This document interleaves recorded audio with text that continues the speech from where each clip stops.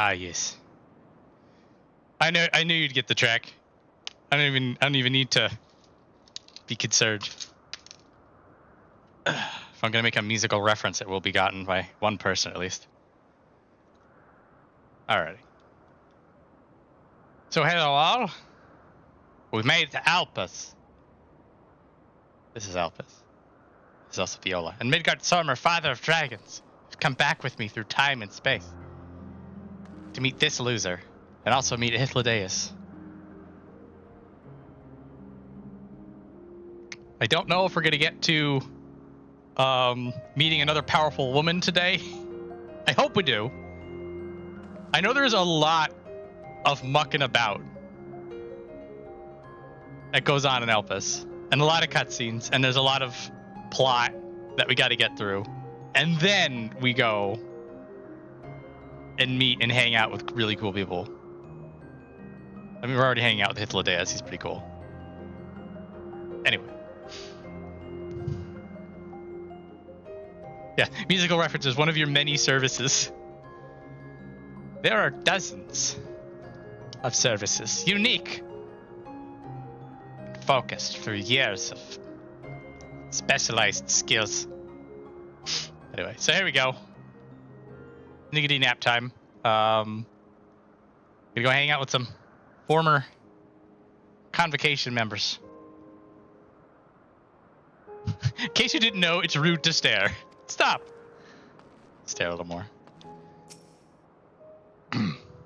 It's hardly my first time here, but the scenery never fails to take my breath away. Why, it feels as if you could reach out and touch the heavens. Now then, to begin our guided tour. Perhaps you already know these things, but for the sake of thoroughness, I shall start with the basics. Using concepts to give shape to ether, creation magics allow us to bring forth anything we desire, be it inanimate objects or living beings. Anyone may conceive of concepts, but they must all undergo evaluation at the Bureau of the Architect. As part of that process, living beings and certain arcane entities may be sent here to Elpis for in-depth observation and study. Haha, fascinating facility, isn't it? I dare say you'll enjoy touring with it. You will enjoy touring it with us. Stop reading for a second. Ah, yes, the outfit. Now then, our friend Hermes. Aside from overseeing the facility, he also conducts his own research. Chances are he'll be at the main observation hub, so let us seek him out there first. Attired as you are, however, you stand out a little too much. Our dear MXQ wishes to keep a low profile for his errand, so... Do you know how to make a robe? The basic concept will do. Nope, can't make shit. No? In that case, MXQ... No, your whim, your responsibility. You're getting another thimble of aether out of me. The way he scrimps sometimes, you'd think he wasn't a nigh bottomless font of magic. Very well, so make the robe, but perhaps you can assist. Come, let us search for the requisite material. Let's go kill some boars. Or butterflies, as the case may be.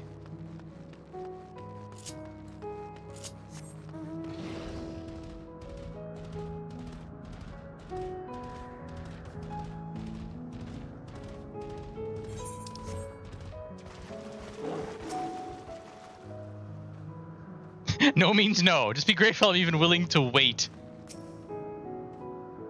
As if he had a choice in the matter. Yes, these creatures should suffice.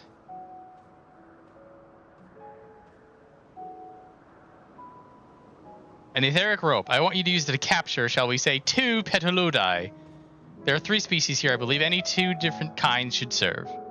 Now, I should mention that the strength of this rope is tied, no pun intended, to the strength of its user. As your ether is still thin compared to ours, you'll need to weaken the Petaloidai first. Good luck.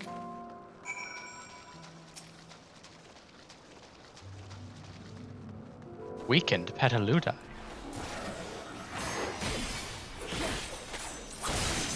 Oh. A little bit too weakened.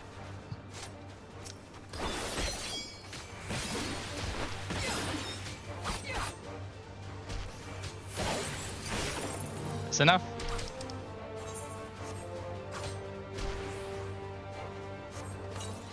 Yes.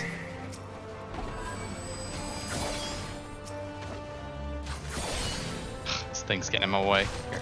Stab. Stab. Away.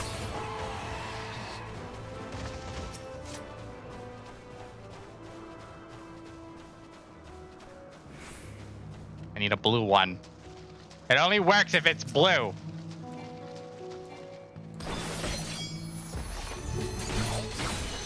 I might kill it. Got him.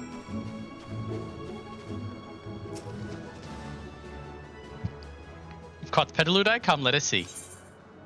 Duly weakened and carefully bound, this Petaloodai is destined to become clothing.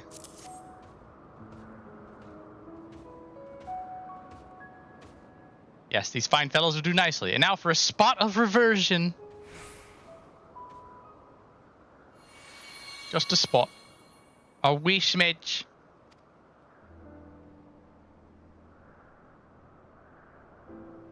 Nothing fancy, but then we're trying not to stand out. Try it on for size. Won't someone be angry with us for using those creatures?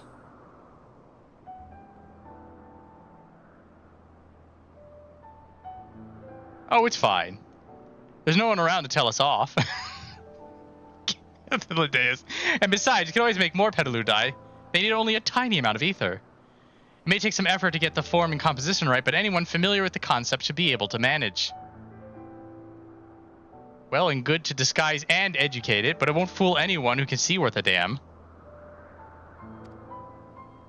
Fair point. But at the very least, it should spare you unwanted attention from casual observers.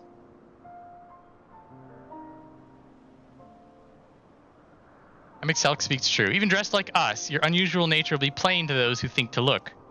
Should someone question your presence, don't make up excuses, much less try to explain what you actually are. No, best to simply say that you're a familiar. The question is whose? Oh, of course, Azem's. If you say you belong to her, people would give you the benefit of the doubt for any and all outlandish behavior. Exploiting our associate's absence. For lack of her presence, absolutely. Were she here, she'd have been the first to propose the idea, and you know it.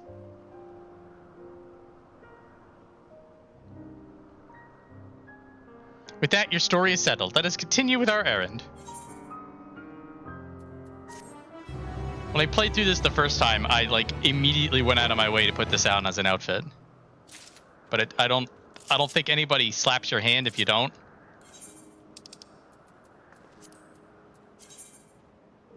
Proper Asian looking. Complete with yeah, I love the rope on this. It's like what you use for like tying camping tents down. Ah, let's use it as a dress. I mean, it works. Just feels a little, oh, come on. No, not that one, there it is. As dubious as it is, passing you off as Azem's familiar is probably the best approach. Should she take offense that others so readily believe her recklessness is to blame, she is welcome to mend her ways. Pass as a child in your original size? I think not. Augmented or no, your ether is still far too thin to be considered normal. Ah, that's an interesting lampshade. It's just like, why didn't you just pass me off as a kid, which is what happened in Amarot, when nobody really asked us who we were. Now, Amarot, people didn't really check to who we were, but that's a valid strategy. I don't need to be familiar, just make me a wee little thing, because that's what I am to you guys anyway, and MXLX is like, no, they'll notice. We're going with plan A. If you're ready, let's continue along the path to Anagnorisis. I'm going to butcher all these names. Placed her as an observation hub and residence both. Someone there should be able to point us in the direction of Hermes. I was about to say, well, you guys are walking out that way. There's nothing that way, but then they walked around. They actually walked around.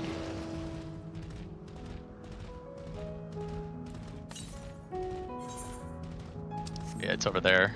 Haven't gone there yet. It's Philomythus notus.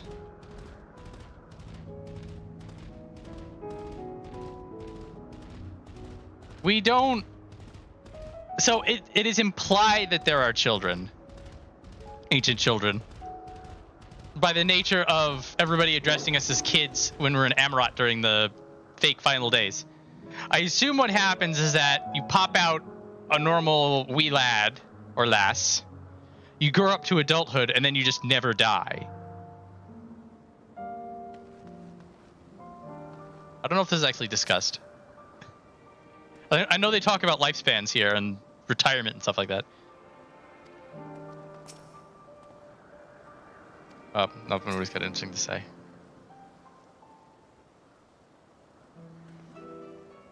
Can I help you? We wish to speak with Chief Hermes. Do you know where we might find him? Where's your boss? Well, by your mask, I assume you're one of the 14. I wasn't aware there was to be a visitation. Between you and us, it's something of a surprise. Your discretion in the matter would be appreciated. My lips are sealed. The chief should be out conducting observations as usual. His focus of late has been aquatic creatures, so I expect you will find him at one of the pools here. The pools, you say? Many thanks and apologies for disrupting your work. I say, Hythlodaeus. Well, I've never met Hermes. You know him well, do you not? That being the case, couldn't you simply find him by his ether? Aye, that I could. As you know, MXQ and I can discern the color of souls. By the same token, we can also see ether quite keenly and from great distances. With this skill, I could readily locate Hermes, but I felt that would be a waste of an opportunity. We're here to perform an assessment after all. By searching the ordinary way, we stand to gain insight into Elpis and the man in charge of it. This is as much for your own enjoyment, like as not, but point taken. You're going to accompany us, make yourself useful and help us look for Hermes. According to his profile, he has short, dark hair and a very punchable face. So you know, it's because we're in Elpis that we don't have our cowls up. A special exemption due to the need to be aware of dangerous creatures. Elsewhere, we do not exhibit our individuality. It's unseemly. This is all common sense, but I would not assume you possess any. We have... I think we have Hummin children, we've had elf children, no Rose, no Vieras, no Hrats. I think we've had Ora children.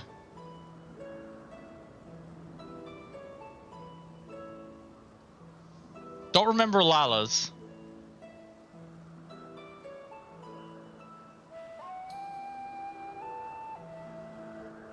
Thinking. Yeah. Yeah, not a lot of kids.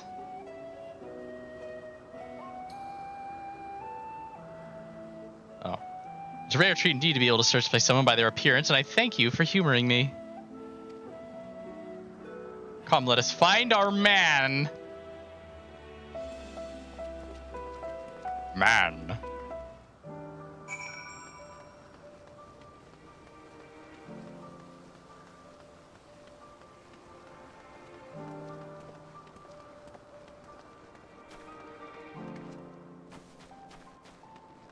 It's Theano. And he's got the mount from Shiva.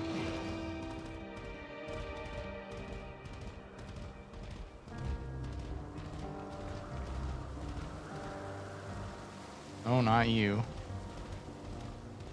It's Pleiades. It's Euclides.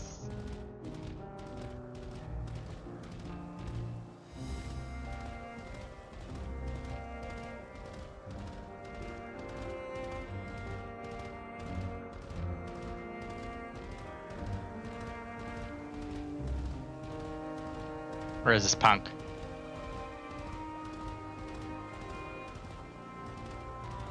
I did enjoy coming here the first time, and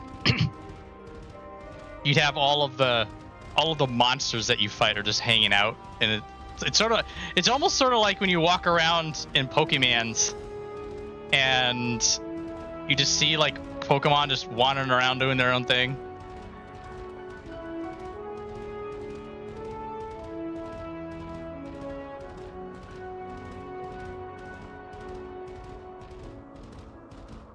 How's that energy?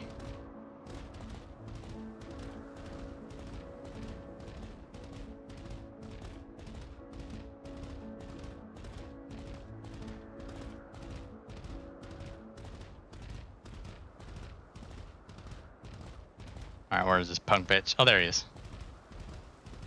It's a bewinged girl! I'm ignoring you.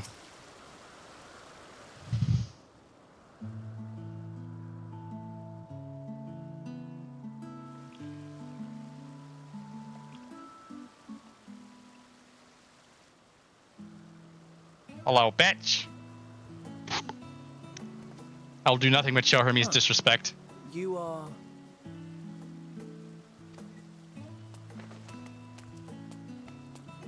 Oh. Different. You're different too. You and me. We're alike. Friends. I want to be...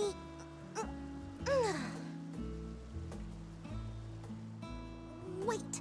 Please. Wait.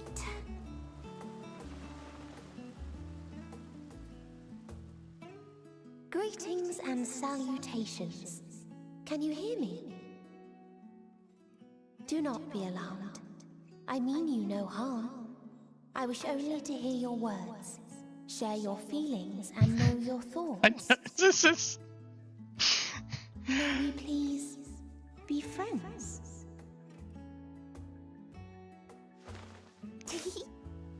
May we please be friends?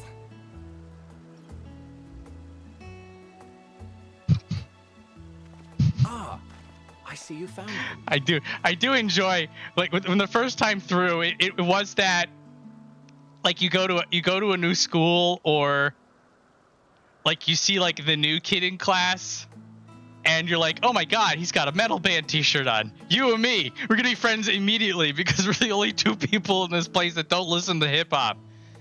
Come here. Definitely felt that energy at this moment.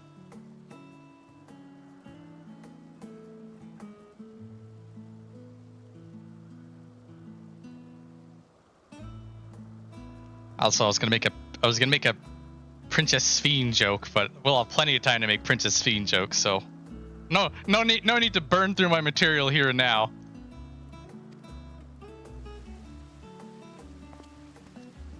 Hythlodaeus. It's been a while. Too long, I think. Too long indeed for close collaborators. On this blessed occasion, I bring not only myself, but others who long to speak with you.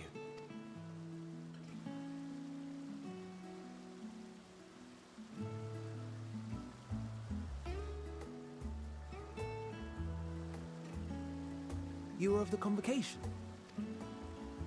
Emmett Selk at your service. Do I have the honor of addressing Hermes, Chief Overseer of Elpis? You do. You have traveled far for it. A lot of proper nouns in that sentence. Given your facility's purpose, its remote location is something of a necessity. Would that I didn't have to rely upon a guide. Oh, you wound me. Have I not ever been an attentive and helpful friend? But moving along to more agreeable company, this one we chance to...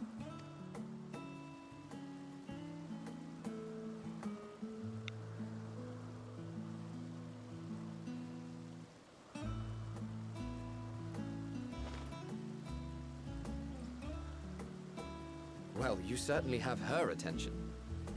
Is she one of yours, Hermes? Her name is Meteion. It means shooting star.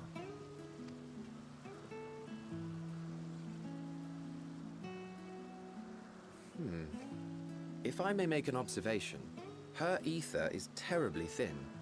I fear she might dissipate at any moment. Has this been peer reviewed? Nor do I believe you've made a submission to the Bureau. I would remember such a concept if you had. I haven't, as you say. I judged it too early. She's a pet project of mine, still undergoing preliminary testing. But rest assured, but I will attend in person ere long. Very well. Being an authority on flying life forms, I appreciate that you are exacting in your work. I shall look forward to your submission. If we have finished with the perfunctory chit-chat, I would discuss official matters. Perfunctory. Lots of big words today. By my coming, I trust you already anticipate the subject. I have an inkling, yes. Please wait to the main building yonder. I shall join you as soon as I've returned these creatures to their homes. What's wrong, Hermes? An amystoma is missing.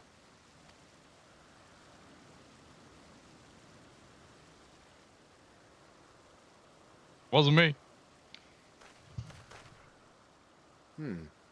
I may have found it.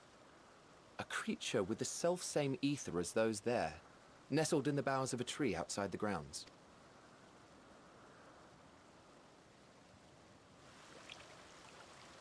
You're saying they can climb with their sorry excuses for limbs? The fashion has been to imbue aquatic creatures with the power of flight, ever since the words of Meteion created a sky-swimming fish. The amystomas too can fly, if only slightly, and they could conceivably climb a tree. Whether they can come down safely, however... Excuse me. I had that same thought. Sort of just like, just gently push the rest of it into your mouth and start chewing quietly.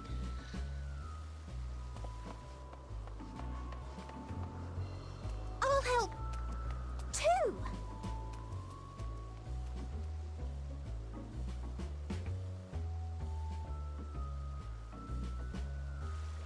And what are we supposed to do with this lot? May I suggest we split up? If you would be so good as to assist Hermes, Emmett Selk and I shall keep an eye on these adorable creations in the meantime.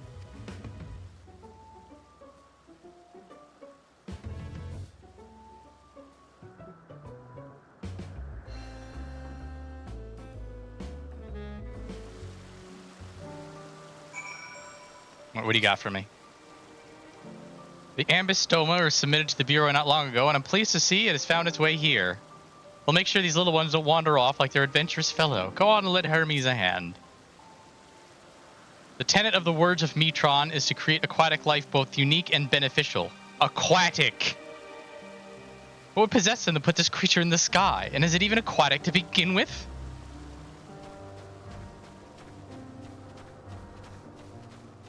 Meteion, I believe, one of the convocation?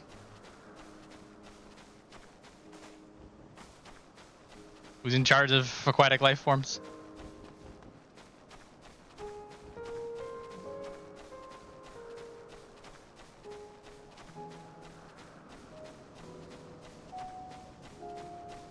Bros can't fly yet.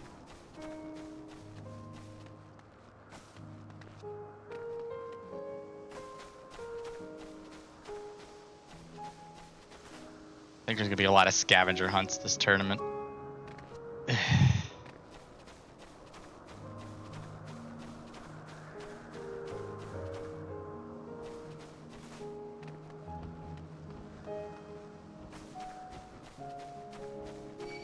I was about to say, I'm walking too close to this bird. This bird's gonna want a piece of this.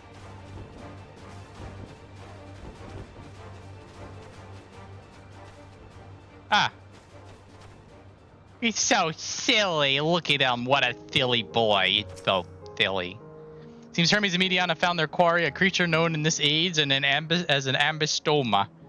Yet though it is safely extricated from the trees, Hermes appears to have found himself in quite the predicament. Oh, what a knee slapper.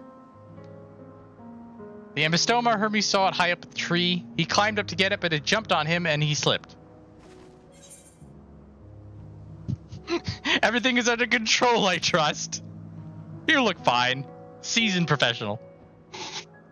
Yes, rest assured this is nothing new to me. I've ended up in far more compromising positions in the course of my work. Now, for your own safety, please stand back.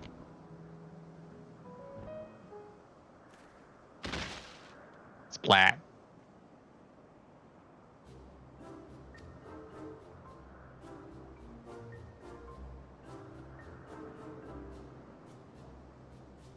Hermes, are you alright? What a question.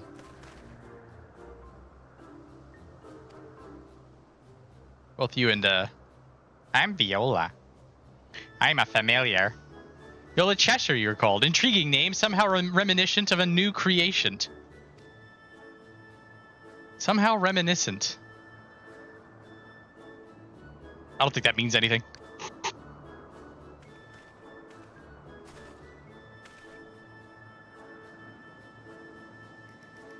I see, little one. You must be more careful. He doesn't have the capacity to think. You may be able to fly, but doesn't mean you cannot fall and hurt yourself. Or no, I'd forgotten all about its fellows. No, we got you covered.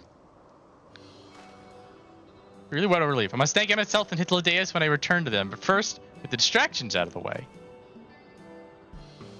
As Chief Overseer of Elpis, permit me to welcome you to our facility. I hope you will enjoy your time here. Thank you for the 500,000 experience.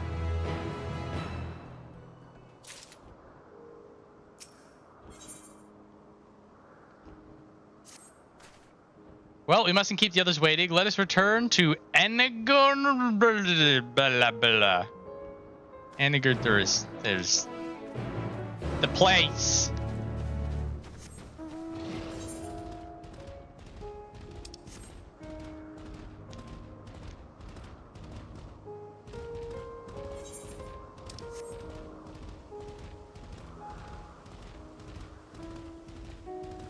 Oh, look, it's the adventurous one. Perhaps it's only your imagination, but something in the creature's demeanor bespeaks proud defiance for having gone on an adventure. He's a good one. He's one of the good ones. No more errant creations to distract us from matters of actual import, I trust.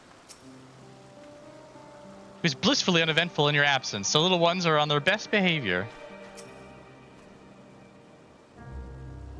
Some creations stay outside, others stay at Kitissis. Like the ambistomas. Ah, Kitissis Hyperborea reference. You would know what that is the first time through. My apologies for the trouble. Owing to your kind assistance, all the ambistomas are safe and well. I'll presently send them back to their space if you would go on ahead to the main building. Upon entering, you'll see a table and chairs, a meeting area. We may speak there. Yay, let's go to a meeting room. What is this, Star Trek?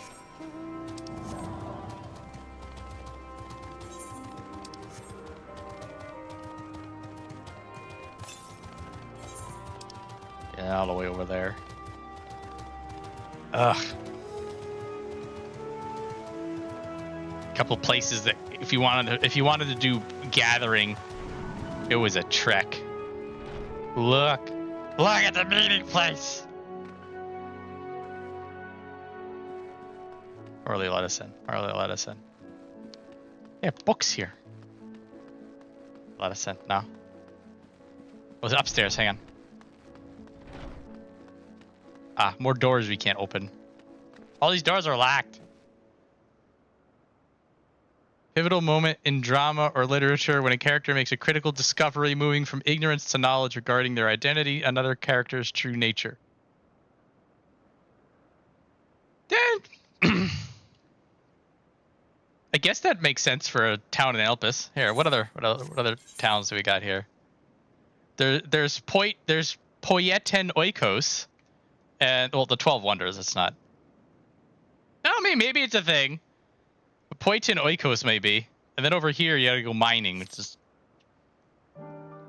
swim up a waterfall. Hope you have attuned to flying for half the crap in this place.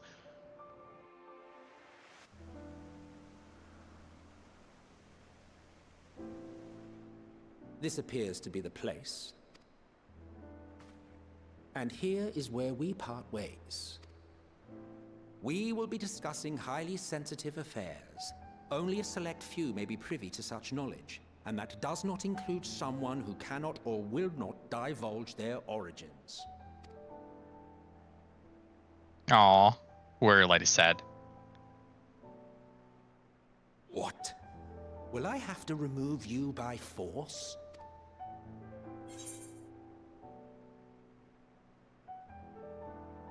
I have important things to say to him as well.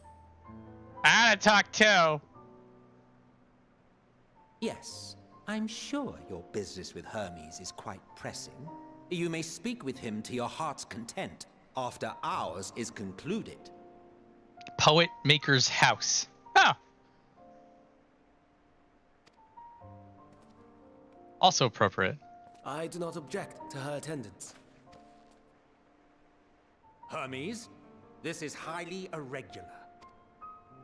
Perhaps, but I believe she can be trusted. Meteion would not have taken to her so quickly otherwise. Moreover, the presence of a third party may help me to maintain composure.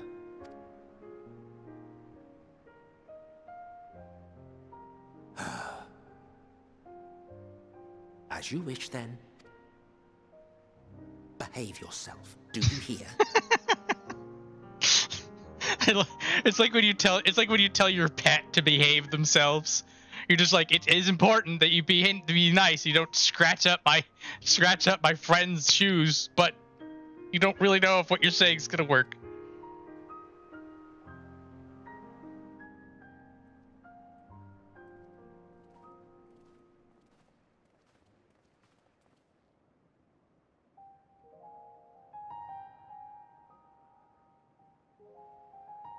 So, it's finally happened, then. Aye. Van Daniels declared his intention to step down and named you as his preferred successor.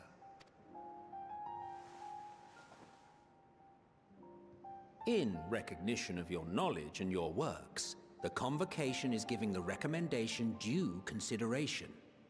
1,000-yard cat stare. As one who does not know you personally, I am to use my impartial eye to take your measure. Take your measure. First, I will take your measure. And above all else, to ascertain your disposition towards the invitation.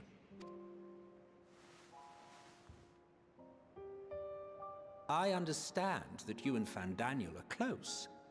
He himself was once chief overseer of Elpis after all.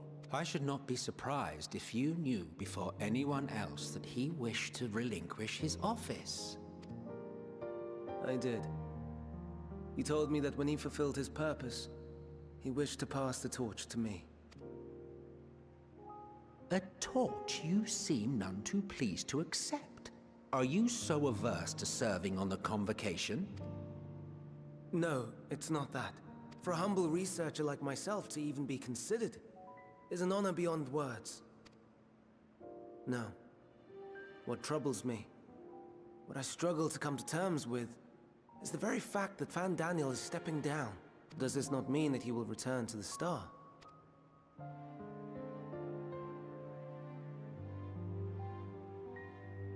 Of his own volition, yes. Like so many others have before him. Return to the Star? Does that mean die? Well now, that's not a word I hear often. Is that what you say here in Elpis? It's such a strong sentence. Really helps to put the pivot on this whole conversation. Mankind is the life of Aetheris. Each of us, a drop of blood flowing through its veins, bearing sustenance. In our finite time upon it, 'tis our duty to make it a better place, that all who call it home, now and in future, may abide in happiness. To that end, we have dedicated ourselves to the pursuit of enlightened creation. And by our efforts did we transform this once untamed wilderness into the peaceful paradise you enjoy today. To return to the star whence we came is a privilege afforded to we who have so loved and nurtured it. A choice embraced by those who have lived their lives to the fullest, in service to our world. And when they depart upon this journey, it is beautiful, always. The 14 are no exception. 'Tis believed no occasion is more felicitous than the fulfillment of one's duty. Our office becomes our lives, and to retire is to return, or so the majority of us hold. Some few have elected to eschew custom. Very potent that MXQ is delivering this specific line as well.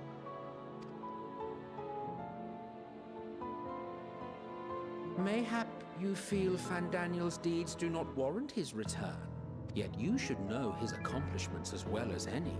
During his time, he conceived of countless outstanding concepts. He invented chairs.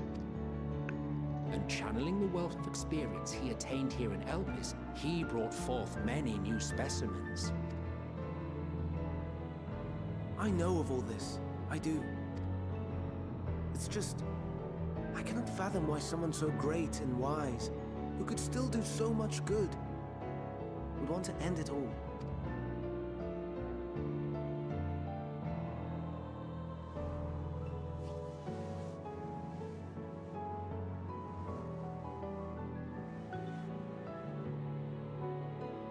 Oh no. I've made her upset. Forgive me. I know I requested your presence. Might I trouble you to take Meteion outside? A change of scenery would do her good.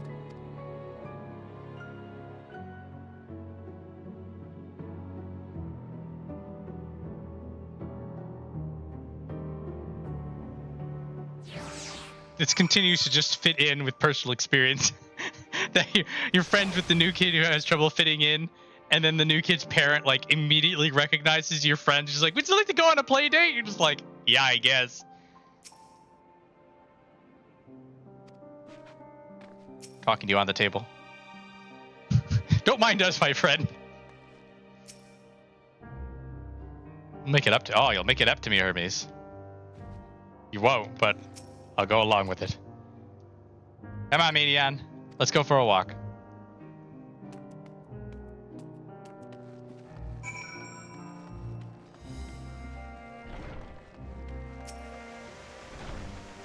Let's go, kid. Hermes gets sad when he thinks about death.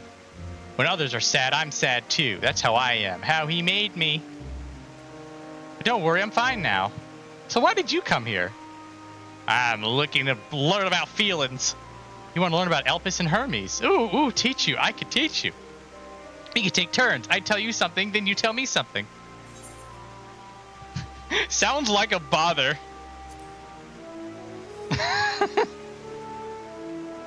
I won't be a bother, so please. They completely shrugs off the jerk response. Fine. You won't regret it. I'll teach you lots and lots of things. Where to start? Ah, yes. Let's talk to Menmon. He should be near the Aetherite. I'm not good at explaining, but Menmon is. That's cheating. You're cheating.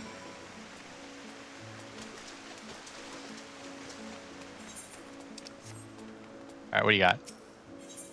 Discuss the Aetherite. Anyone can use it to teleport anywhere. Well, I mean, not anywhere. Not to the ground or other isles. For that, you need teleporters. Oh, and permission. Ah, that is true. You do need teleporters and you need permission.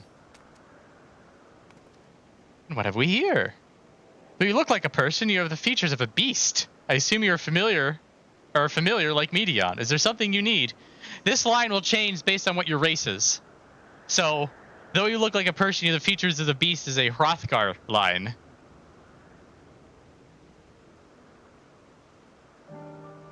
And I immediately took offense the first time I read that. And then I realized, I'm like, oh, no, they're not being jerks. They're just observing what you are. This is Viola. Could you teach her about Elpis? Ah, newly arrived familiar, is she? Very well. I shall be glad to introduce our fair facility to her. As you know, it is mankind's duty to make the star a better place. As part of this duty, we employ creation magic to bring forth new life. However, we cannot simply release our works into the world, for it would lead to chaos.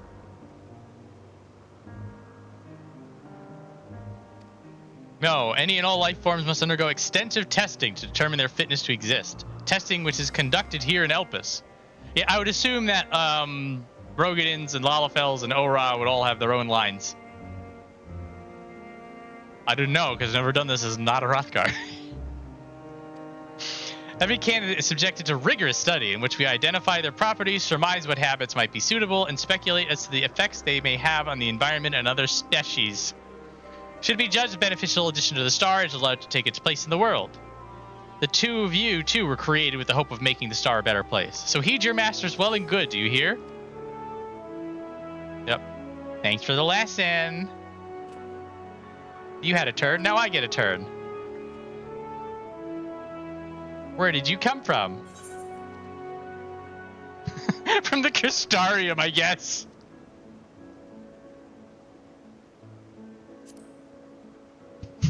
Technically came from the Crystarium. Crystarium? I've never heard of it. This place is important to you. I can feel it. Oh, my power. I haven't told you about it. A creation. Let's find a creation. One not being what? Then I'll explain my power. Behold my power.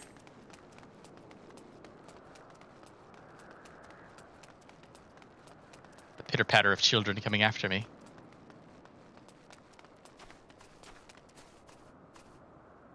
Oh, here we go. We got the shoe mill.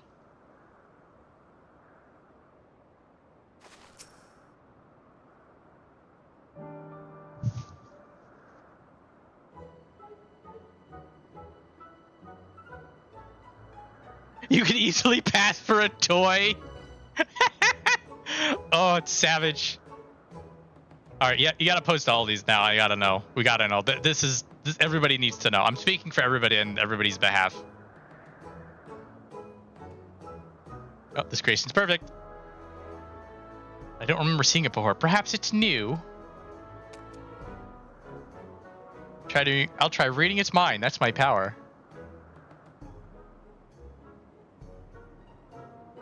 You have the ears of a beast for Vieira.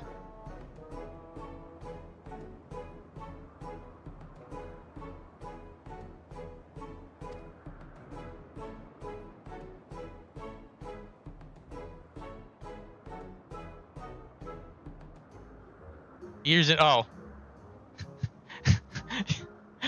you have X body parts of a beast. So they just go to Hrothgar and they said features because you're just all beast.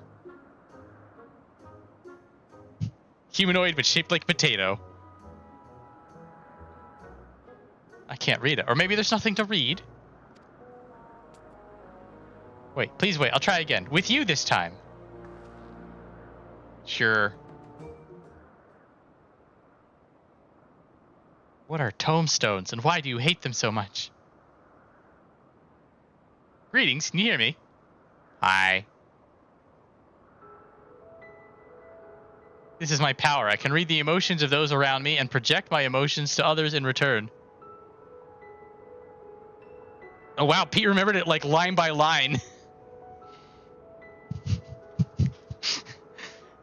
To Rogadin players, you have made the correct decision in race.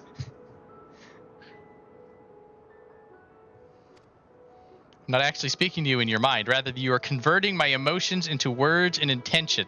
A process performed subconsciously by intelligent life forms. Horns and scales of a beast. Not enough! Not enough of them!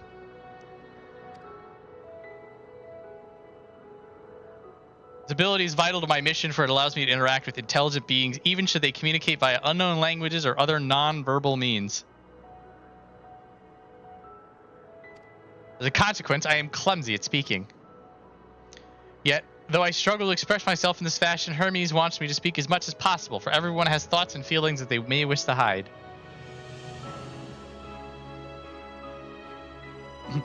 Elzen have no beast features and are not Rogadin, therefore they are just treated as humans. It's a bit rough. But that's fair. Harsh but fair. Meteion harbors an affection for me, one that's difficult to define. So does somebody out there who's defined it. Ugh. Aside from the fact that you share common traits with us, your thoughts are complex, prismatic. They draw me in and leave me wanting to know more. Ancients are here with Elden bodies. Actually, that's true. They do the Elden animations.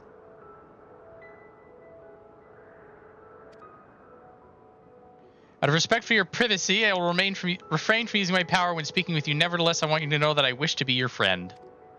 Yaw. Did you hear me? Yeah. Good. Now it's my turn again. So, what are you good at?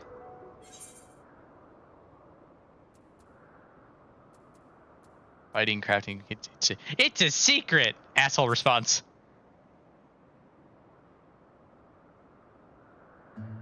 Ooh, a secret. That's something you want to hide. Just leave it to me. There, I've blocked it out. I can't block everything. No strong feelings.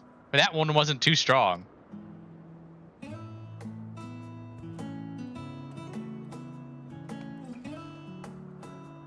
Hello, bird. I think we might be bothering it.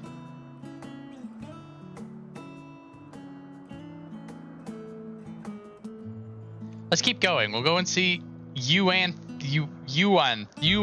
next. I'm going with Yuan. She's usually in a small building, one on the west row. Yuan? Big.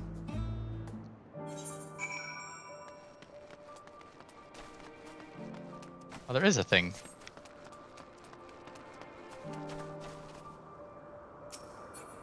Fuck.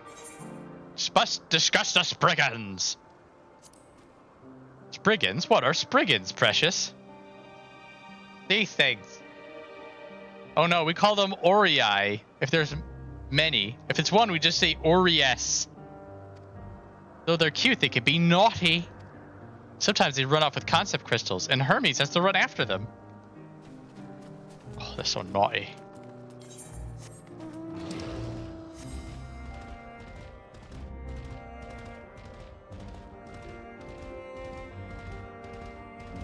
In the building?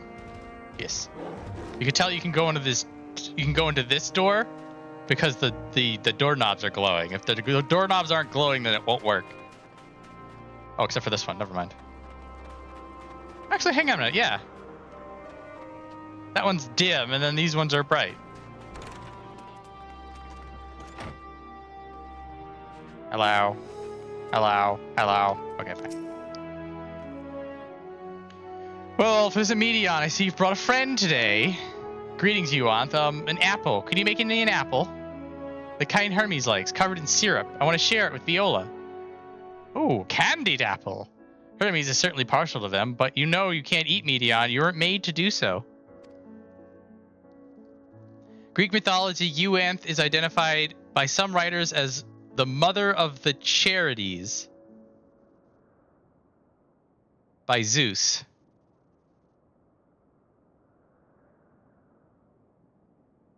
I wonder if Euanthe is actually one of the 12. There's some dialogue scattered in here that, according to the internet, you can run into the people who are the 12 here, or at least a few of them.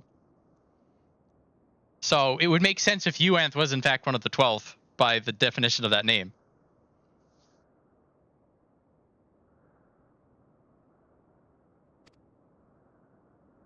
I don't know if they'll spit out something that will be a tell, but it may seem that way, but it's due to your ability to share those feelings. You've taken Hermes' likes for your own. In any case, I can't prepare an apple right now, but I'll bring one for Hermes soon, I promise. Sorry, I wanted to show you my favorite thing. Then I could ask about yours, but I failed. Say nothing. You failed! Well, we've walked and talked a lot. Maybe Hermes has finished talking too. Shall we go and see?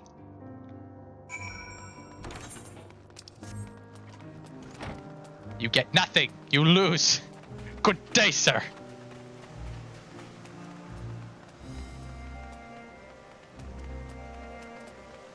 It's not like it's one of those things. The way that I saw it was that I think there are certain people who will say specific dialogue lines, and then when you're running around doing the quest lines for the 12, there are certain of the 12 who say the exact same lines. I think that's how you know. And then so that it's already implied who the 12 are, at least in compared to Venat, but like here, it's one of those, if you're looking for it, you can find it. Not terribly important.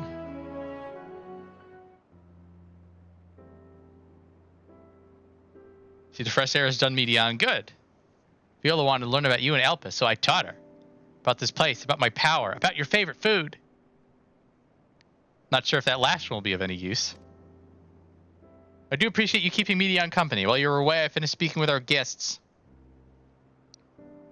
Finished? Hardly. You requested time to consider the invitation, so we have no choice but to occupy ourselves with an inspection of your work. I apologize. It's been decided that MSQ and Hythlodaeus will accompany me as I tend to my duties. If you wish to learn more, perhaps you would like to come too. I'm compelled to remind you that she's in no way associated with the convocation. We simply chanced to meet a propylaeon. There's no guarantee that the matters we discuss will remain private. I do not mind. To see the joy her presence brings Meteion, I cannot imagine that our mysterious friend harbors malicious intent. Viola is kind, really, truly. She taught me as much as I taught her. You're coming, of course, to watch Hermes. You're bound to learn lots and lots. Sure. We're stuck on this fell task.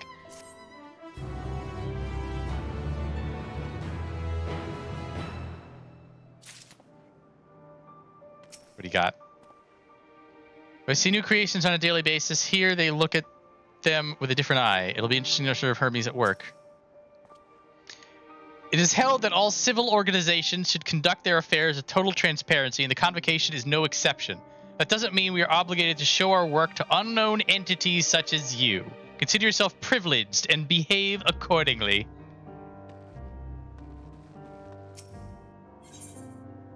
Alright. If everyone's ready, there are a few creations we need to check on. First, we shall return to the spot where we found our wayward ambystoma. Have care when you step outside a hub, for there may be more unruly creatures about. They can be as unruly as they want. I am quite ruly, and they will be rulying the day they mess with me. Ah, flawless.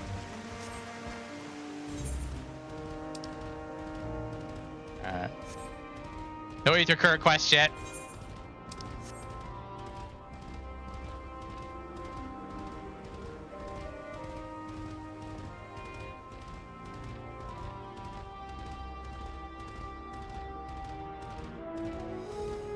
It's Hermes. Hello, loser. This here is a new species of Petaluda that we recently set loose. It's been doing very well, managing to maintain a stable existence thus far. If it can see its observation period to the end without issue, we shall release it unto the world. Tell me, do you know the difference between living beings and arcane entities? That. It is the presence of a soul, yet the soul isn't something you can choose to have at will. No, it manifests only in those beings whose forms adhere to the laws of creation that can endure on their own. Beings that do not fulfill this requirement, such as those spontaneously born of magic or natural phenomena, do not have souls. No matter how much it might resemble flora or fauna, if it lacks a soul, then it is considered an arcane entity. So you see, it is not for mankind to decide what is living. That domain lies beyond our manipulation, and it is hubris to assume otherwise. But come, let us head to the nearby beacon. I've received a report that arcane entities have gathered there. Ooh. Kill those. I mean, we kill living beings, too. Can't stop us. The warrior of light.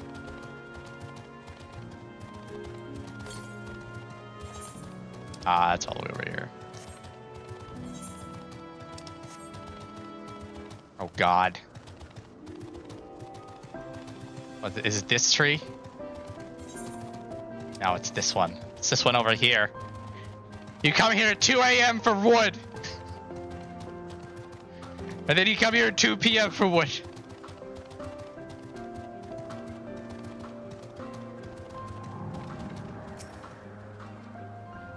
Weren't we observing Hermes, but instead we're stuck with Meteion.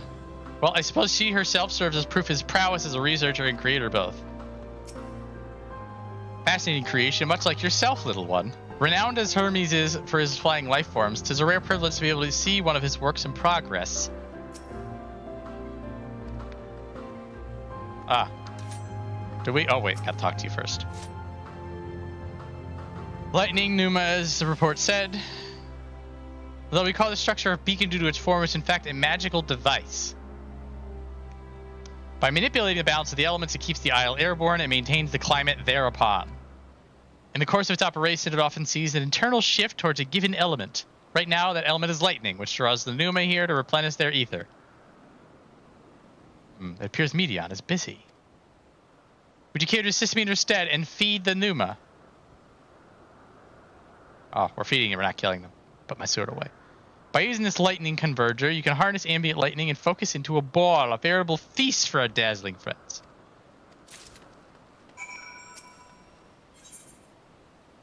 Using this concept crystal, anyone can harness lightning regardless of spellcasting skill.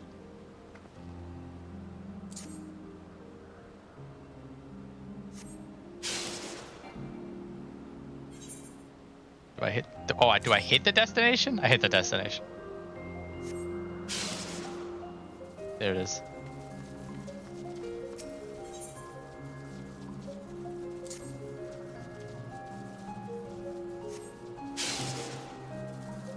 I'm feeding the sprites.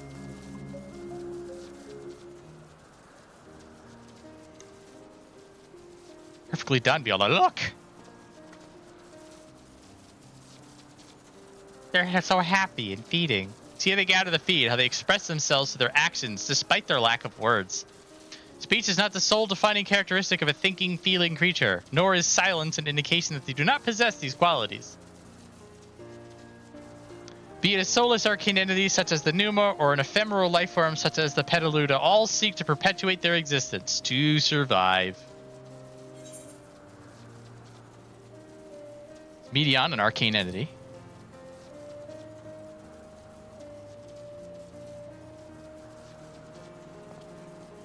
Good question. I can answer it from a theoretical standpoint, but ultimately it falls to the Bureau of the Architect to pass judgment.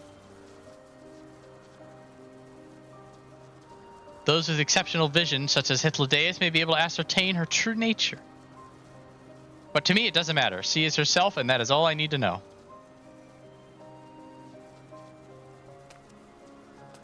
Finished already? I'm sorry, I was in the way. Do not worry, they miss nothing of note, and we still have plenty of work for them to observe. Next, we will head east to the Morning Dew. I need to speak with some observers there.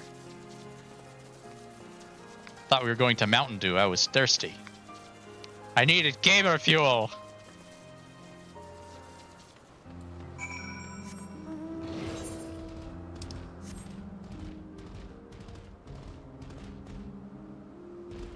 I think the last time I had Mountain Dew was when I was buying a whole bunch for that frickin' Mountain Zoo mount.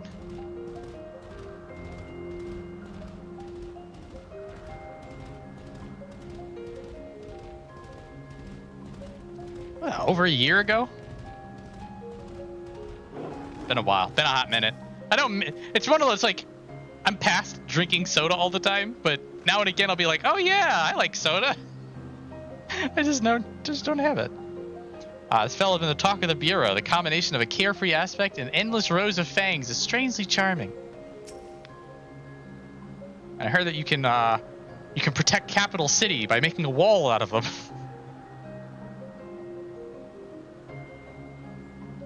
Is there a guiding theme or any method to the madness that is this random assortment of features? Savage.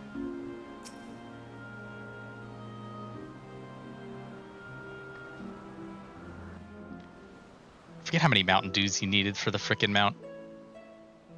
I think I did the math and it was basically as if you bought it in the cash shop. Amazing, is it not? The Ampelos, one of our newest subjects.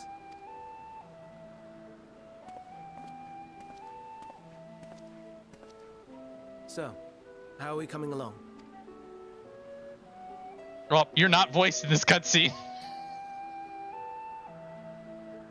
Oh, so rude. Couldn't get somebody to just do a line. It's the flower.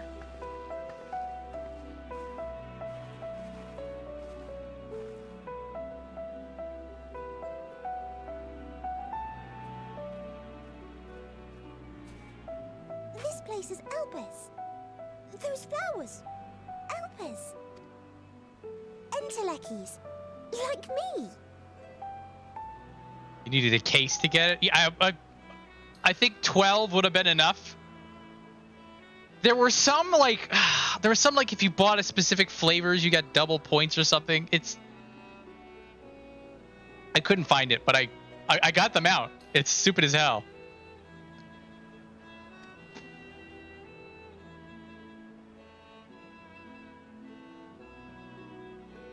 They are a product of Elpis, and so named for their birthplace.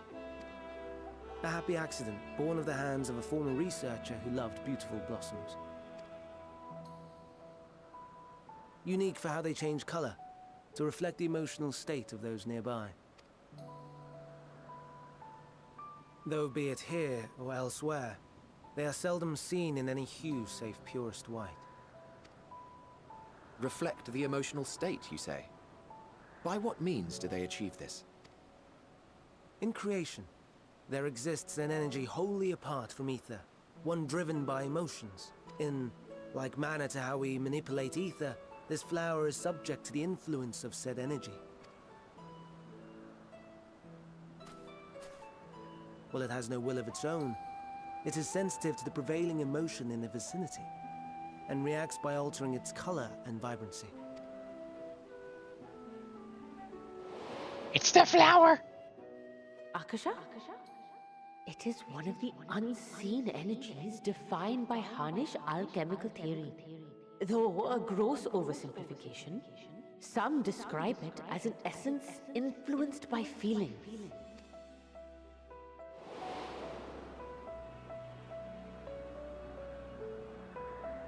It's Akasha, right?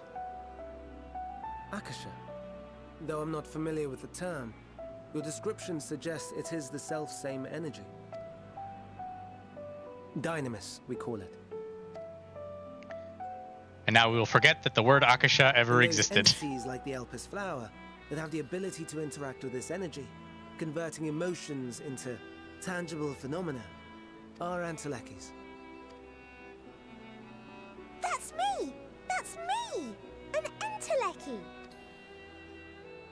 That you are, my dear. And no ordinary one at that, but the first possessed of free will. Wait. A form of energy other than ether? Dynamis? I've never heard of such a thing. Hardly surprising. Dynamis cannot be seen, much less felt. And though its existence has long been theorized, we had no proof until the flower's serendipitous creation. I do enjoy how they're explaining how limit breaks work with Dynamis and Akasha. Aristotle created this term to describe... Entelechi is a philosophical concept coined by Aristotle meaning having the end within itself. Aristotle created this term to describe the transition from potentiality to actuality. So I guess ether in this analogy would be energia.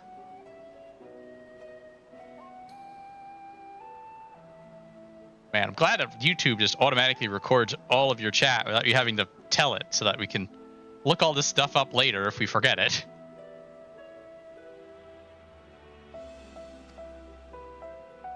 What's more, Dynamis is far weaker than ether. Under normal circumstances, its effects are drowned out by the latter, on account of which, beings comprised of and reliant upon the ether, like you and I, are unable to make practical use of Dynamis. 'Tis a truly esoteric thing, known to but a select few scholars. Intriguing. Then, given the limitations you described, why create Meteion?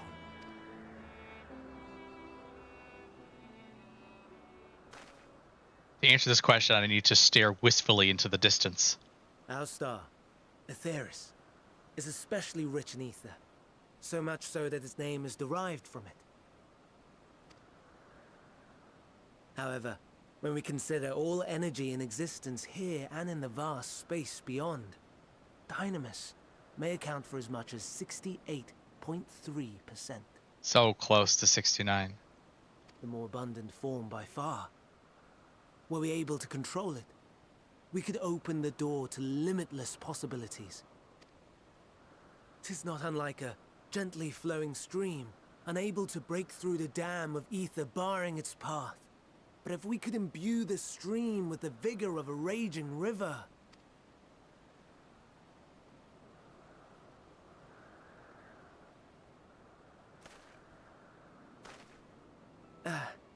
Not that I have such grand ambitions. Too late. Took the genie out of the bottle. Nay. I merely wish to create a being that could traverse the great expanse.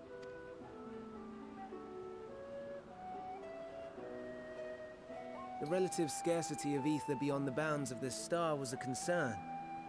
And so, I looked to another source of energy by necessity.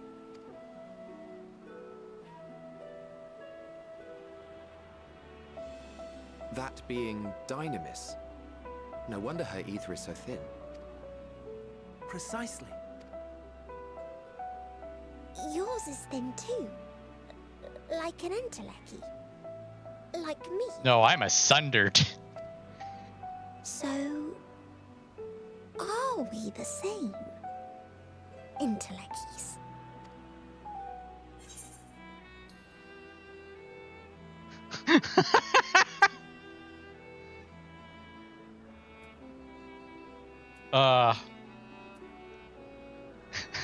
Sure, why not? We have the, oh yeah, I've been known to break limits. If I'm thin, it's because MXL didn't do a proper job.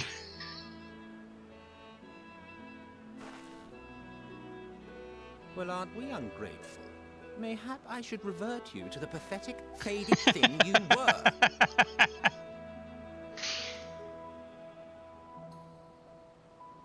A deficit of ether alone does not an entelechy make. It would, however, make it easier for you to interact with dynamis. The awkward silence, and then Hermes is like, well, I'll be answering this question now. And limited though its influence may be, this quality could prove the difference between victory and defeat. You do well not to underestimate it.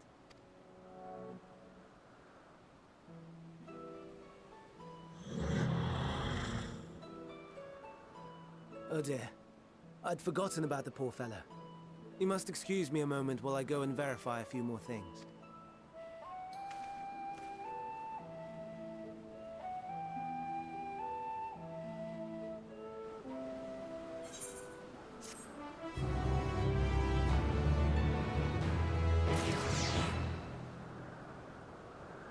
Loading.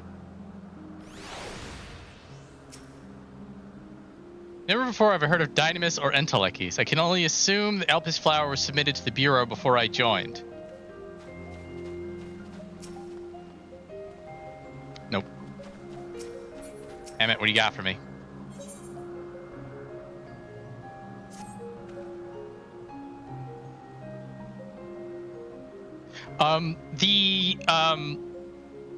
This is also...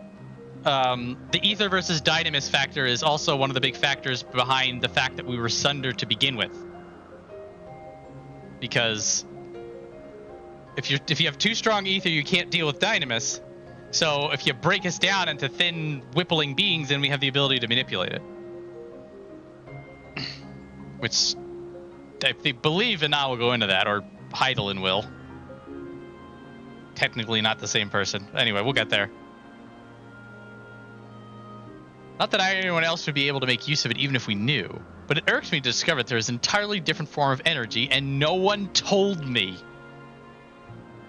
That personal annoyance aside, Hermes' knowledge is undeniably impressive. Given that there are none among the 14 who specialize in the celestial, he would become a welcome addition.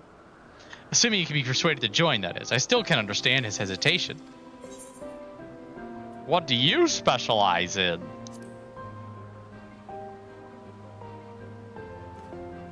Oh, you wish to know why MXL was chosen for the convocation? I should be glad to share the tale. It began when... Not another word.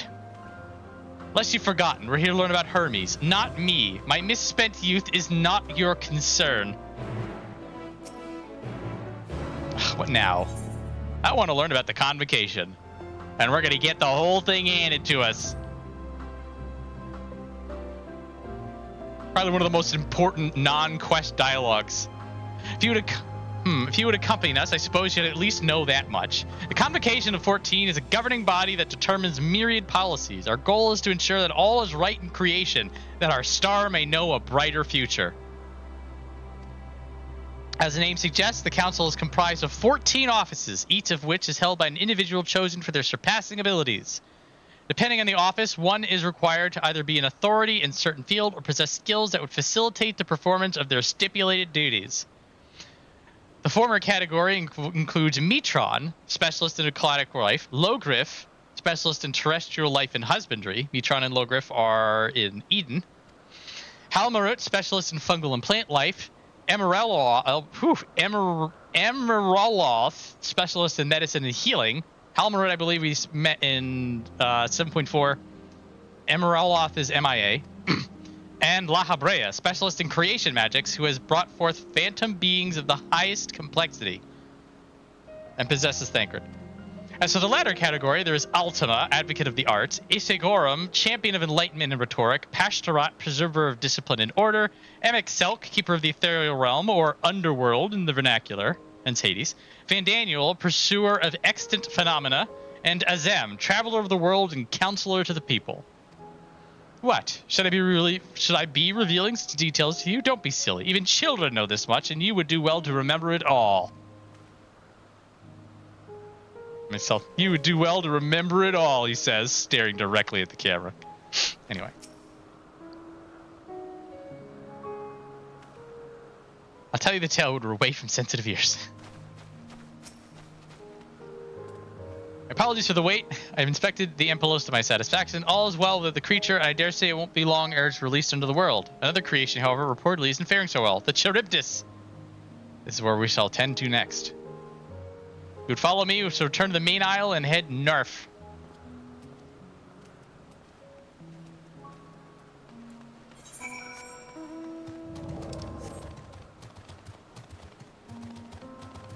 Probably Midgard's armor. Where you go now?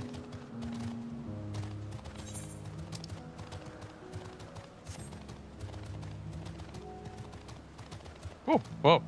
Controller? I don't know what that was. Appear to be fine now.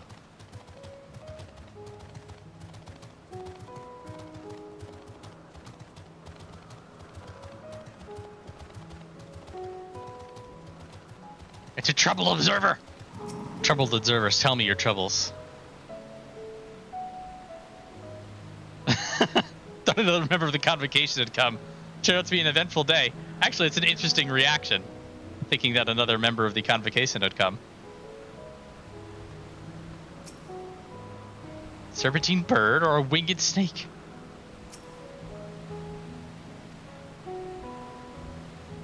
Oh, that's an interesting point, actually. There's a slight difference in etheric balance between these Charybdises. By this, it may be assumed that they are not the original creations, but their offspring.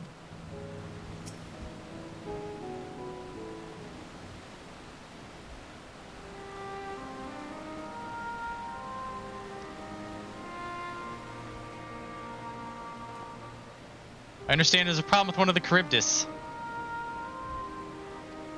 Yes. As you know, the Charybdis is based on a sea creature. Owing to adjustments to enhance its affinity to wind, it is capable of flight.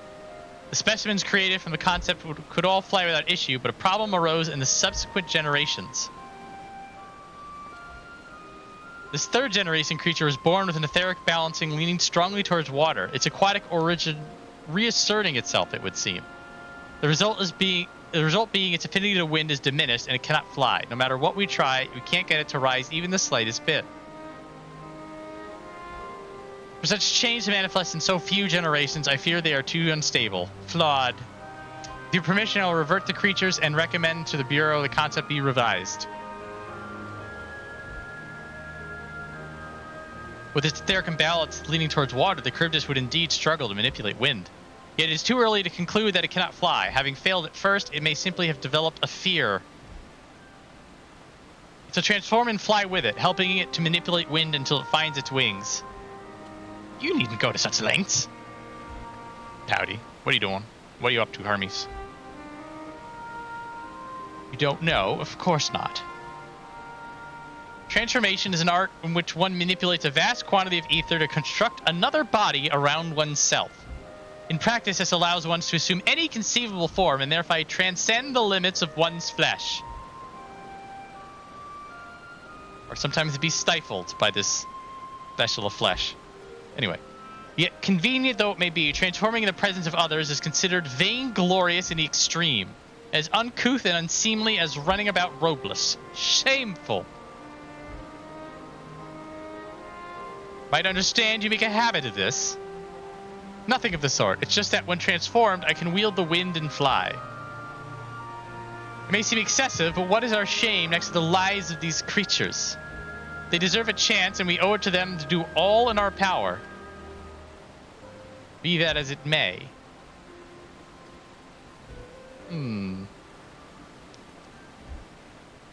Yes, I believe I have a solution. MXL, may I trouble you to move that Charybdis away from its fellows, somewhere out of sight?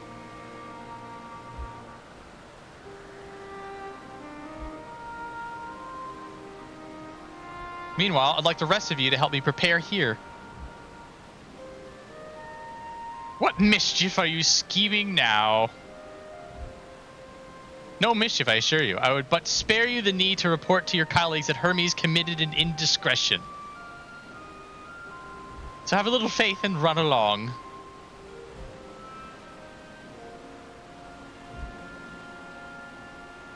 I trust you don't mind.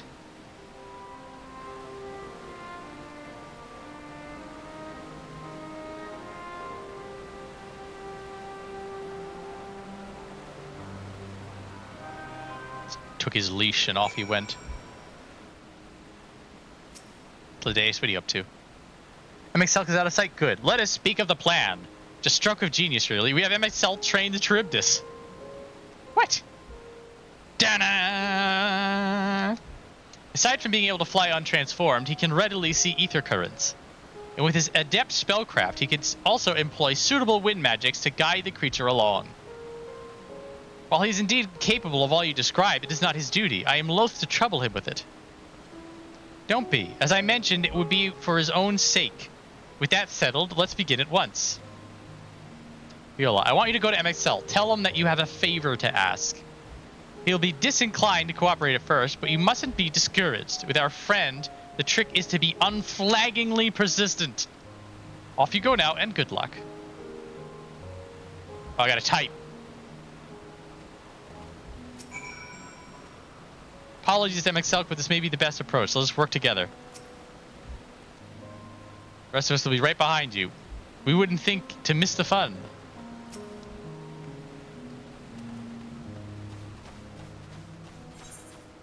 Oh, he's all the way over there. Hang on.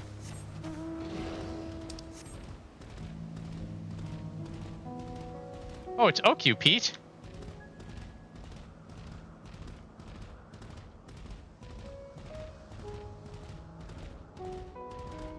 Hello, OQ, Pete. It's cayenne pepper.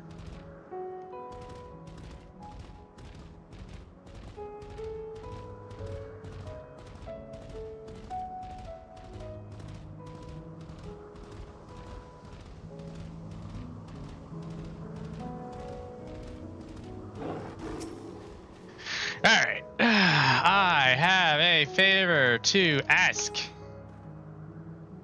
Oh, no, you don't. I'm not lifting a finger.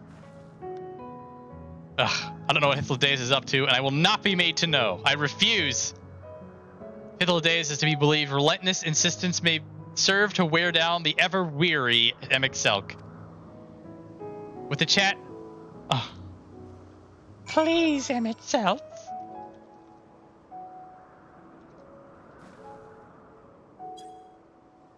What? Fine. Click.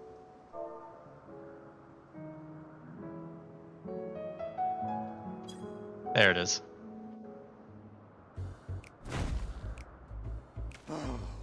No, no, no. You are not foisting this nonsense on me. Here comes the nonsense brigade. I'm given to understand you have the power to help the Charybdis, and should be quite willing to do so. And so I appeal to your better nature. most benevolent Emet-Selch. Please teach her to fly. Or else Hermes will transform. Right now. Now, there's no need to go quite that far. Altruism is its own reward, as I'm sure he would agree. Oh, would he now? And who contrived to put me in this position, pray tell? Nothing so devious.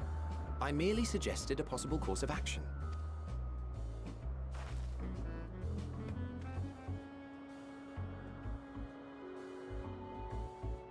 Please, Emet-Selch.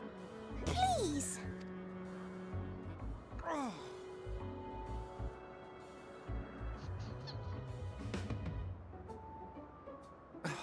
I did not come all this way to play nursemaid to your creations. I'd thank you to remember this favor and let it be the last.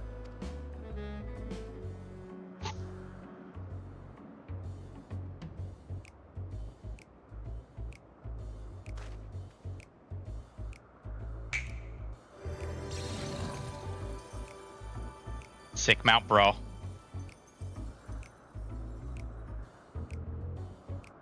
I will aid it once it has taken to the air. It falls to you to shepherd it skyward.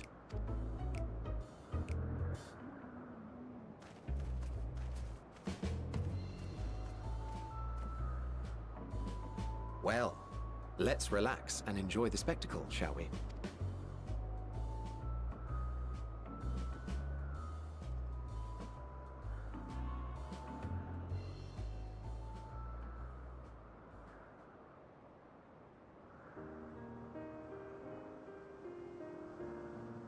You were wondering why Emet-Selch joined the convocation. Truth be told, he wasn't the first choice for the office. I was, on the strength of my ability to see ether. But I declined the offer. For though my vision is exceptional, I am pedestrian in all other aspects. Worse even, quite abysmal when it comes to manipulating ether, for example. Couldn't transform even if I had a mind to do so. What good is the ability to perceive a problem if one cannot act to address it? Emet-Selch has no such shortcomings. He excels in vision and manipulation both, the latter to an extraordinary degree. If there is a mage more powerful, I do not know of them.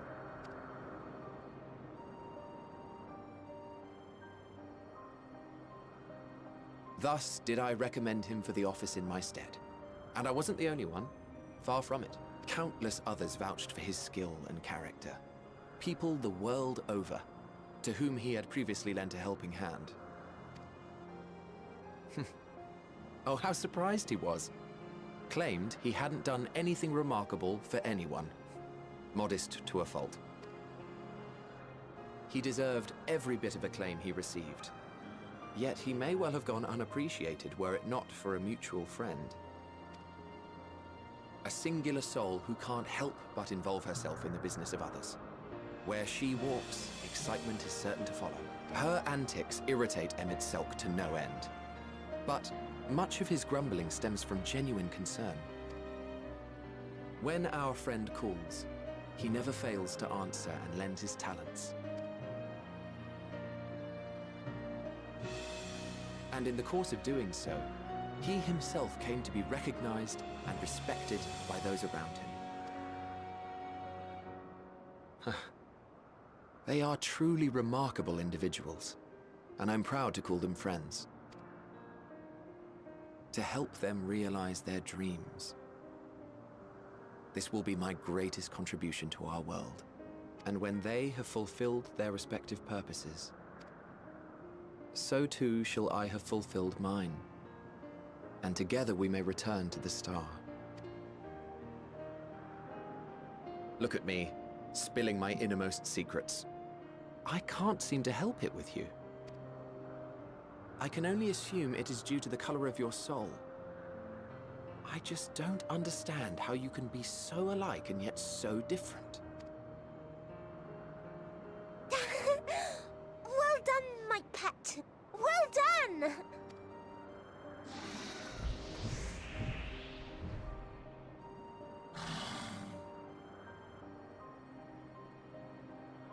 Ah, yes. I dare say the Charybdis will be fine here on. Why don't you go and signal to Emmett Selk? Let him know that his arduous task is at an end. Hythlodaeus is such a good character. Wholesome. Cool. Crafty.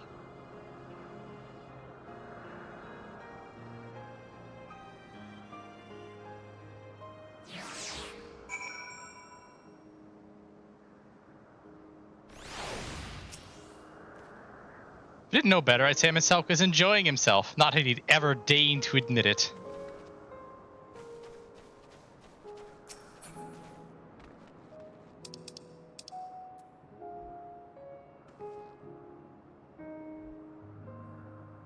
I waved. Emerging from his reverie, Emmett notices you and begins to descend with the Charybdis. You do a different cutscene.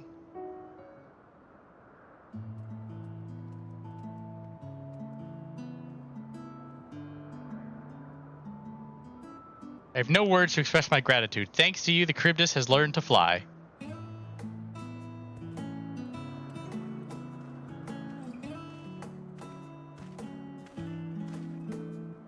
Viola and I could relax and have a pleasant chat. I'm sure you did. Creature needed some small assistance at first, but soon it was flying more or less on its own. I doubt you will need to repeat the lesson. Truly impressive. I was a troubled observer. I witnessed it all from afar. The Charybdis flies. Indeed, with this we've proven that even a creature with skewed etheric balance is capable of flight. Though we've helped it to achieve this, Charybdis is a herd animal. They may well aid their struggling kin in like fashion if and when the need arises. Keeping this in mind, I bid you continue observing them. I may say, rather than hoping an idealistic possibility comes to pass, would it not be simpler to have their concept adjusted? That way we could guarantee that abnormalities such as the specimen are never born in the first place. Nope. These creatures are already here. We will spare no effort in giving them a chance to survive. Howdy. No respect for human life. What is this, Jurassic Park?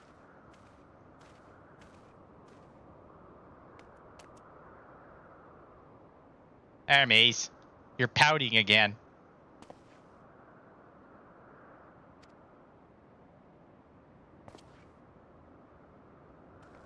That concludes all of my present tasks. Let us return to Anagnoresis for now.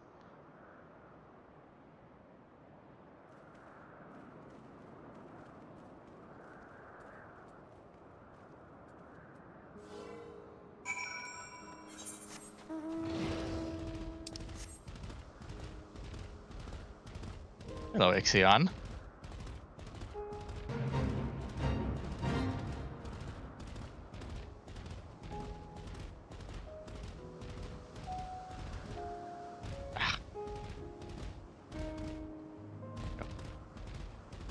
You need to gather things for the forum.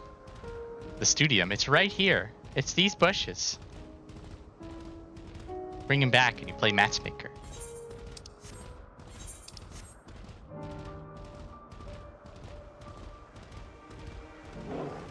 Alright, what do we got?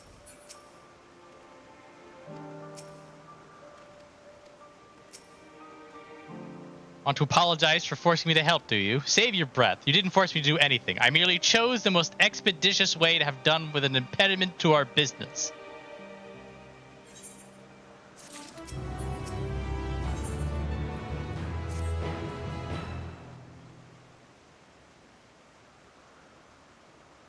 Tell me, Viola, in the course of watching me, have you learned aught of value?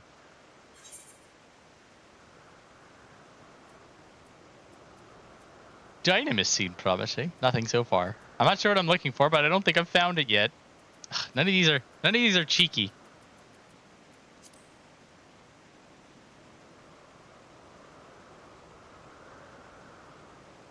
Dynamis, you say? Curious that such an obscure phenomenon should be of interest to you.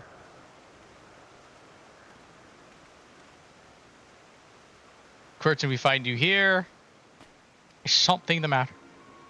The Eikon. I'm afraid it's done it again. No sooner did we release one for observation than it would set upon the nearby Okiupi, slaughtering them.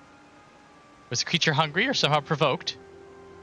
I had just fed them myself, and the Okiupis were keeping a wide berth. It is the nature of the Eikon that is to blame. Their innate viciousness. Temperament aside, it is an outstanding creation, perfect form and function. Though it may not be suited for release, I have no doubt that the Bureau will accept its concept for preservation. In any case, there's no point in postponing the inevitable. Doros will revert them all once the paperwork is in order. Where's the scene of the incident? There. Follow the blood.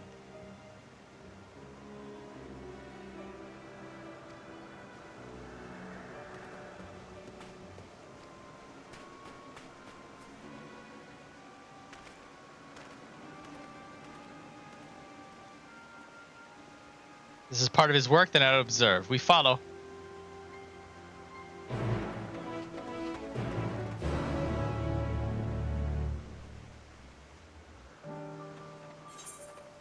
Oh, there's one.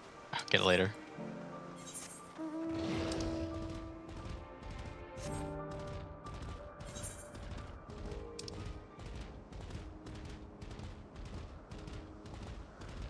Any more? Ah, we haven't been anywhere else. All these cutscenes. Swiftwing is one of the 3 harpies in Greek mythology, known for the swiftest of her sisters. That would be the short of it. They must have. Well, we've known this for a while, that they just have historians that work for 14 and dredge all this stuff up. I remember when we were looking into Alexandrite. That was a pretty cool dig.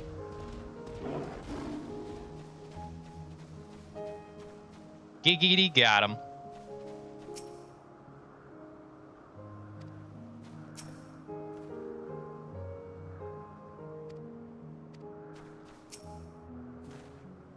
Lacerations and burns are unmistakable. And Lycaon was indeed responsible. The creature's nowhere to be seen. Doros must have taken it away. The man makes his base at 12 Wonders. I shall go and seek him out there. Metelk and I will search the area for good measure, just to make sure the Lycaon didn't escape.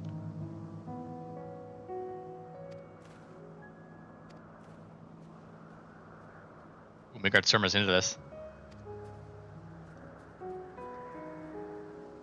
Oh man, let me in.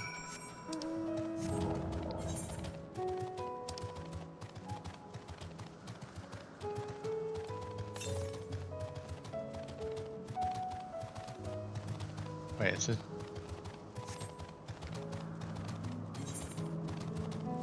I didn't really check, but I thought that this ether current wasn't actually nearby. It's not. Or is it? Hang on a minute, guys. I think it's up there. Yeah, it is. I suspected as much.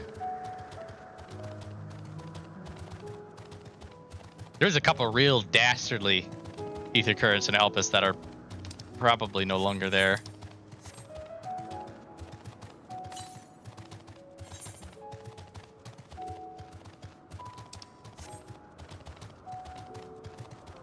Actually, hang on a minute. Would you be? I still think you're up there. Give it a look. Get some XP while we're running around too. Why not? It's griffins, except they're grips. Oh no, you'll be here. Oh, look at this.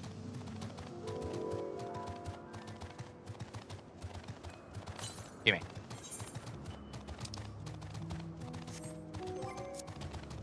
Where's the 4th one? Oh, goddamn near anywhere.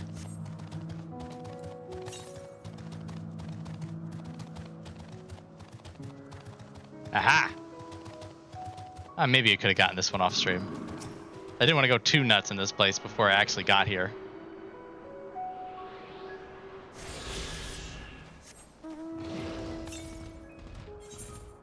Yeah, okay, that. Alright, I was finding one up here. It was there, just...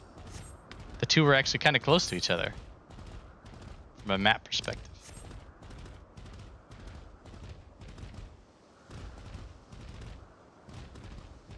Where are the Lycaons?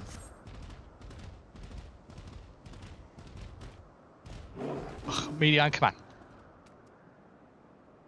He's looking for Doros. Let's look for Doros too. He's a man with long blonde hair, I think.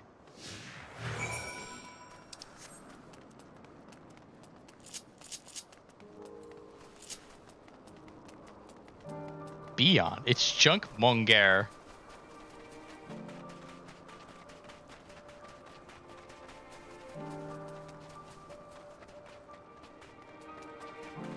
It's Hyrax.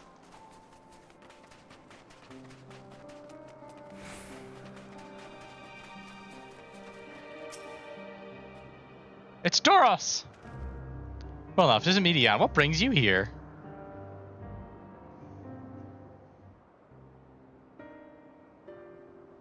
Ah, I thought I heard familiar voices. Didn't realize you two had decided to help me search for Doros. Thank you. You're in charge of the Lycaons, I believe. Where are they now? Out in the fields in restraints. Frenzied as they were, I couldn't well return them to Kistis. Once I've submitted a report, I'll see them reverted without delay. As he says, the beasts are indeed quite ferocious. You're from the 14. What brings you here? Nothing you need concern yourself with, as you were. We've heard the news that a Lycaon has slaughtered Okiopites. As the observer in charge, are you of the opinion that they are not fit to be released? I am. Their abnormal aggression and exceptional strength makes for a highly problematic combination. Matters not where they are released. Lycaons will threaten other species and upset the natural order. Could it be that the specimens observed are an outlier? Highly unlikely. We've created a good many of them. All exhibited the same tendencies. Even when we use Kairos to begin a fresh slate. The name thrown in. Their behavior was unchanged.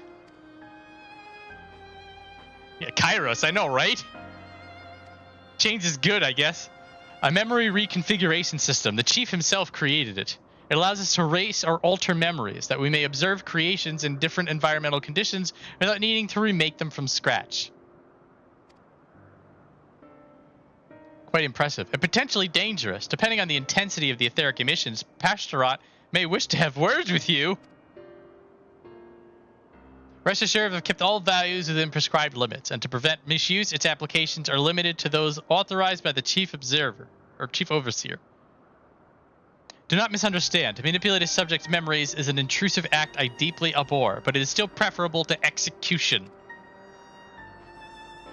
Come now, Chief, let's not be so melodramatic. What was born of ether is simply being reduced to its original state. I know the distinctions concern you, but we mustn't lose sight of the bigger picture, making rational choices for the sake of a more prosperous star. If a creation cannot be properly studied, even with the aid of Kairos, we remake it. If a creation is deemed a detrimental existence, we unmake it. It is all for the greater good, and none question the necessity of such routine processes. I understand these things, I do. I would never think to unleash a clear and undeniable threat unto the world.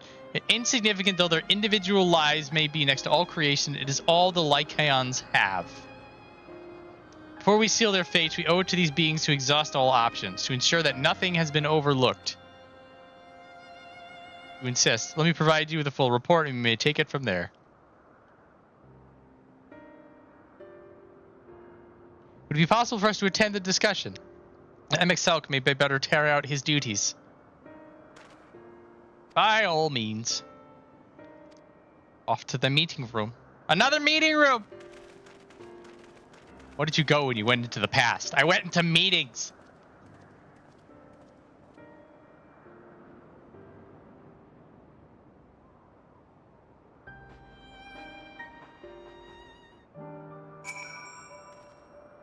You have a duty to start this, I know, but it doesn't mean we also have a responsibility to the lives we bring into existence here. Meteion what?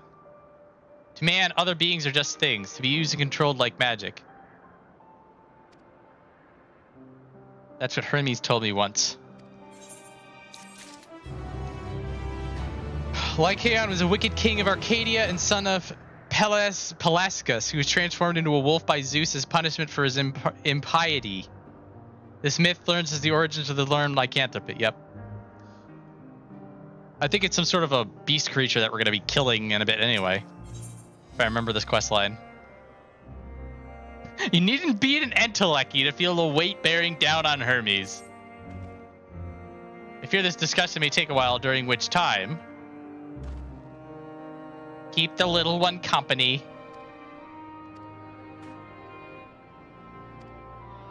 Well, then put me in your care again. Oh, we're cool with it. Yeah, we know. Let's put the weird kids together.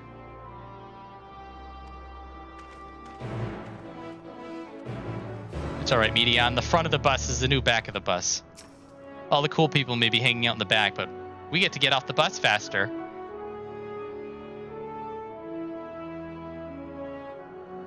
Can you help me with something, Viola? The meeting will make Hermes sad. I want to cheer him up with a flower.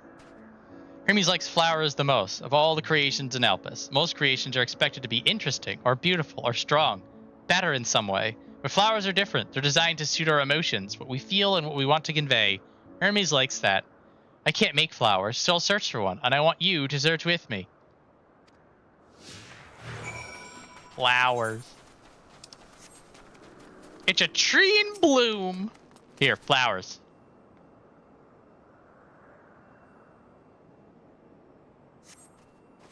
Vibrant purple flowers, bigger than your hands, adorn the tree. Too bright. You have to think of the recipient. That's what Hermes said. The slender tree.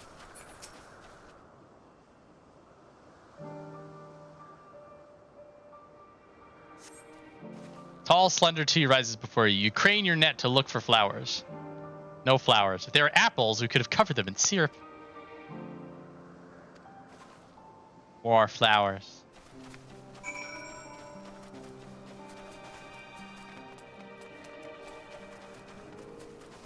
It's a bad. Oh, look at them HD flowers, guys. Graphical remake. Got them. Boom, look at them all. Array of beautiful flowers grow in the bed. Their mix of colors forming a pattern.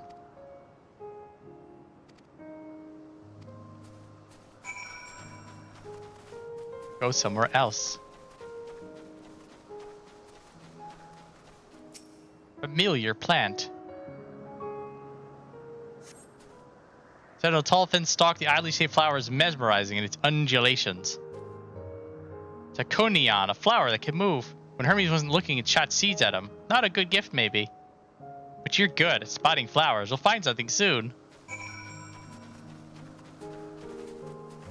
Whoop-a-da, finding flowers.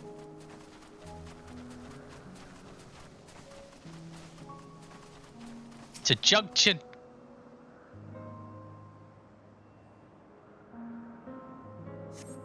Spy nothing unpromising nearby. At best, common-looking grasses with some few tiny flowers. Something big, something huge. Gotta be huge. Oh, it's a Marlboro. It's malodorous grass. Terrible stench reminiscent of the sodden old boots pervades the air. Without a doubt, the culprit is the marble-like creature before you. It's an Adonis. The things around its mouth look like petals, but the flowers are just orbs on its head. When Hermes inspected it, it swallowed him up. He didn't leave his room for days. What do you think? Would he like it? Probably not the good sort of memory. Not this one either. Finding a good flower. It's harder than I thought.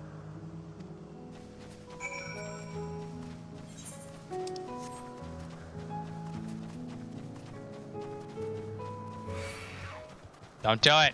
Grips, don't do it. You have so much to live for. Piss off. Piss off. There it is.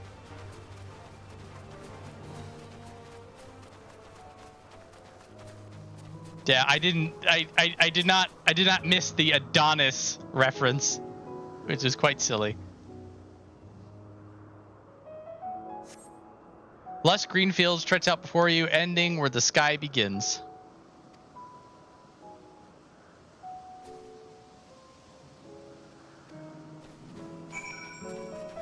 It's a shiny object. It's Elpis!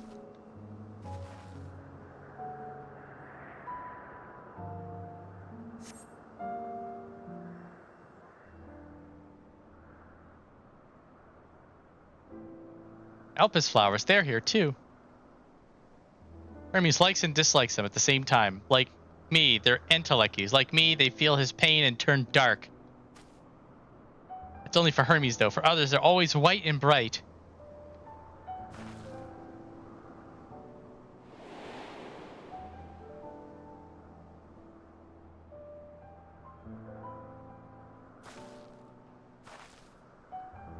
I can make him change. Flower was dark in your home. Then do you have it too? A dark emotion?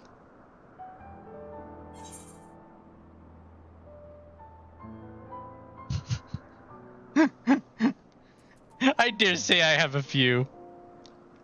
I love when we'll get to it. When Hermes asks you about pain and suffering, I was running around as a Dark Knight at that point, and I'm just like, oh boy, you came to the right person.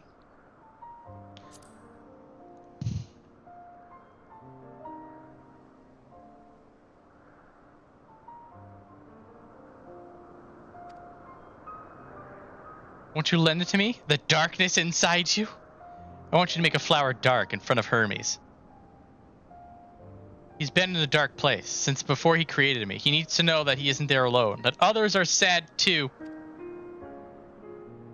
Sure, I can be depressed for you. I can be depressed when I don't want to be. I can do it definitely on command. Get this.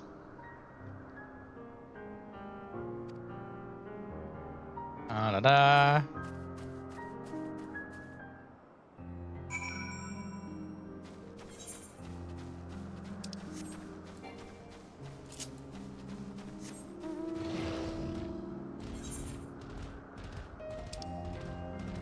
Ah, there's another quest.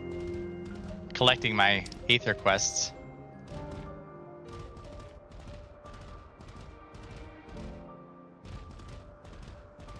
Also, now that we're... Come on, get it! What would I do? Accept attune. Is this Raj at hand? You can let me attune to this bitch. Seems they're still talking. Let's wait till they're finished. One waiting later. Oh, it's nighttime.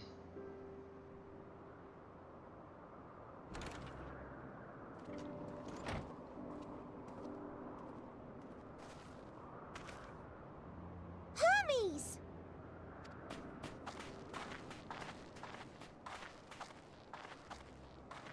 Oh, you were waiting for me. You've finished talking? Yes, we've come to a decision. My thanks for keeping Meteion company. Salk and Hythlodaeus have already retired to their rooms. There is room for you too, if you would follow me. Wait! I want to show you something first.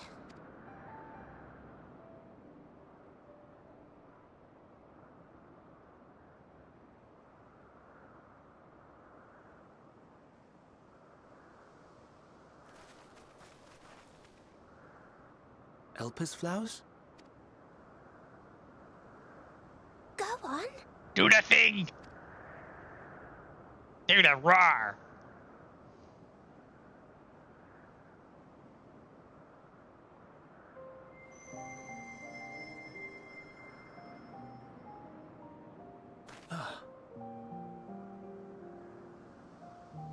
You're not the only one, Hermes. Others feel sad too. You're not alone. I see Meteion has shared much with you.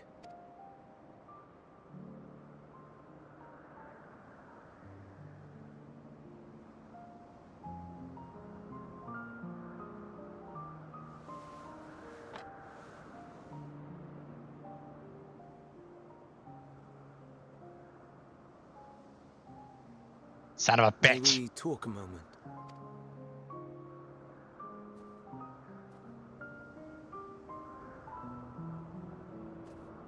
Graphical update.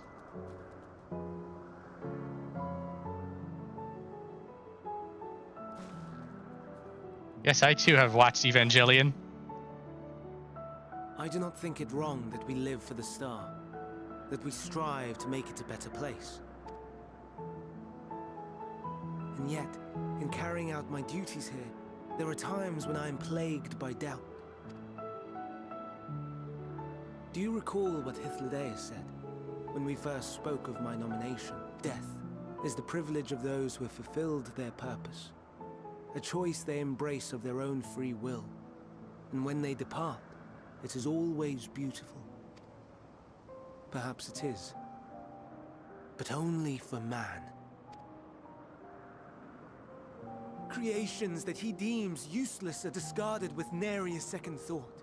Some scarcely born into the world, afforded a handful of breaths before life and potential are abruptly extinguished. We make an effort to spare them the pain. They sense what awaits. Rage and anguish and cower and fear. And it is not beautiful. Katie. Yet no one cares. No one. So fixated are we upon the duty that we do not pause to question the method. Pain and suffering, confusion and despair, writ plain in the eyes of those poor creatures. Yet no one sees. We turn a blind eye and carry on in blissful ignorance. Not amiss. And always, always the blossoms shine pure and white.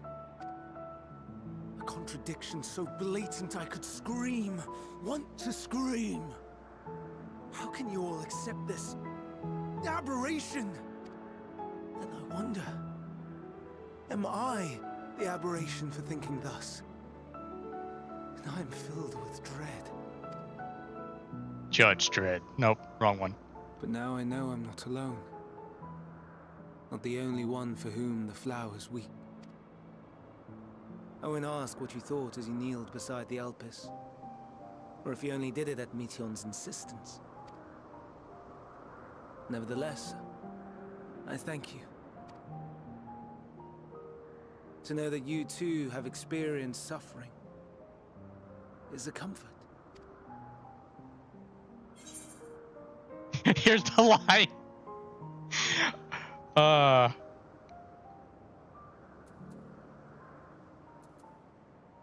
I'm pretty sure I have this screenshot in a folder somewhere. Glad I could be of service.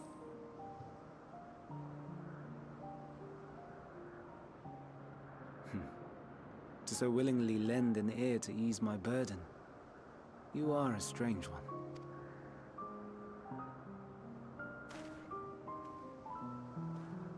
The stars in the heavens. Know you what they are? Though it is too far to tell, each glittering light could be a world not unlike Aetheris. A world filled with life. So many stars, so many lives. For us, there may be no higher purpose than to live for our world. But what of the other living beings out there? What is it that gives their lives meaning? That drives them day after day after day? To pose that question to our undiscovered cousins, I created beings of dynamis, who can traverse the vast emptiness between the stars. Meteion and her sisters. Sisters. Aye, sisters. She has a great many of them. And they have already departed on their journey, traveling to one star and then the next in search of life. As one might expect, exploration on such a grand scale is rife with difficulties, and thus far I've naught to show for it. But I have faith that we will make some manner of discovery ere long. And when we do, I should be glad to share our findings with you, in gratitude for your kindness. It's getting rather late. We had best find our beds. It would not do for both of us to be sleep-deprived on the morrow. Come, Meteion. Let us head back. All right.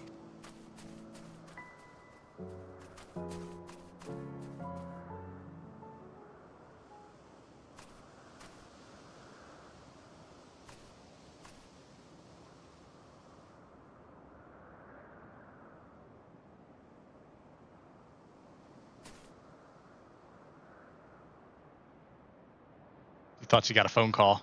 They hung up.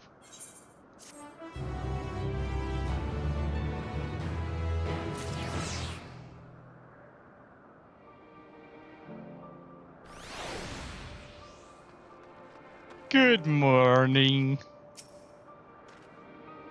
Prodigal familiar returns. After causing all manner of trouble, we were met in our meeting, I'm sure.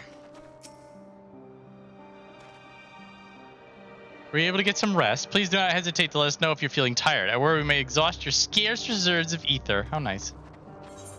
I guess if you were running around doing side quests, you would be causing all manner of trouble. An all too brief interlude, perhaps, but it is time I attend to my next task. MSQ and Hythlodaeus are aware we reached a verdict regarding the fate of the Lycaons. 7 were created for observation, and all 7 must be unmade. Doros has followed the correct protocols, and as chief overseer, I could find no fault in this judgment. The Lycaons who disrupt the natural order are ravaging and consuming other species until they themselves starve and perish. They cannot be released into the wild, and they cannot be allowed to remain here in Elpis. I intend to partition to Bureau of the Architect to have the concept preserved as a restricted, purpose, hazardous life form. Hythlodaeus has pledged to support me in this endeavor. Yet whatever the Bureau decides, the existing Lycons have served their purpose. Doros has already isolated the creatures and is preparing to carry out the necessary measures. I will join him forthwith. It is my duty to witness the conclusion to this study. If you are resolved, then we have but to accompany you.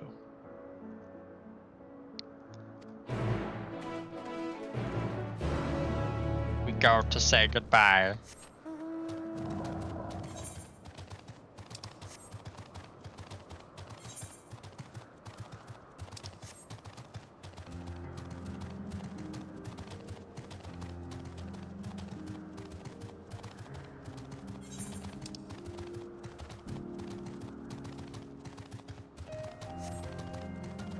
Yeah, as I expected, there's just so much traipsing about and lore and characters that we're not even gonna get up here where I wanted to go.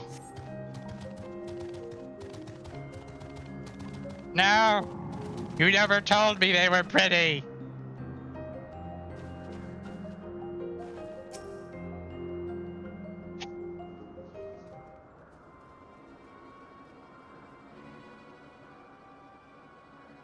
Doros, what happened?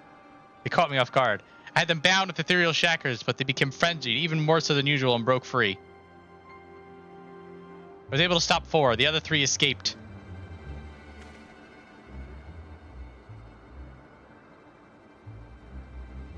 Oh wait, no, we're gonna see them right now.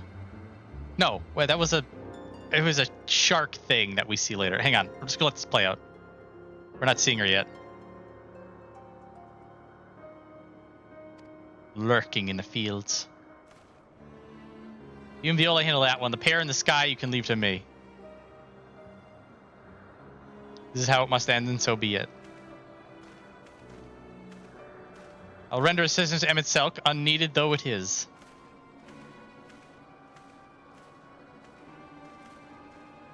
Meteion, you're to stay here with Doros. But Hermes, I want to see the violence! The Lycans must be reverted. I will spare you their pain and mine.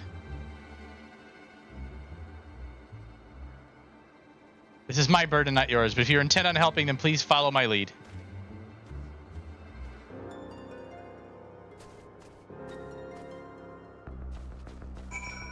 Ooh, dramatic music.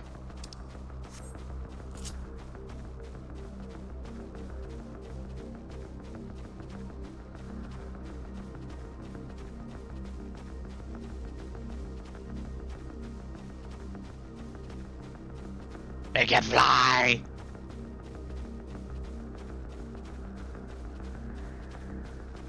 I want one. Technically, I already have the Fenrir mount, but, you know. I don't have a red one. Appreciate your help and lament that it is necessary. There it is, our quarry. Within striking distance of presence, but if it feels threatened, they may well flee beyond our reach. Here's my plan. You will approach slowly in full view and draw the Lycon's attention. Now, I warn you, its abilities are as fiery as its temperament. Once it spots you, it will unleash orbs of flame. But fear not. By my measure, you are more than equal to the task. Withstand the onslaught for a few brief moments, and that will give you the time to catch it unawares.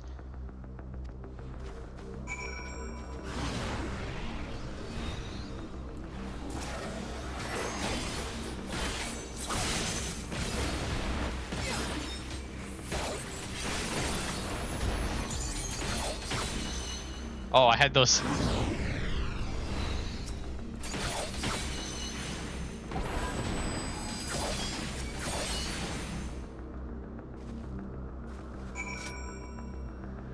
had the Shoha just sitting in my back pocket. Didn't even need it.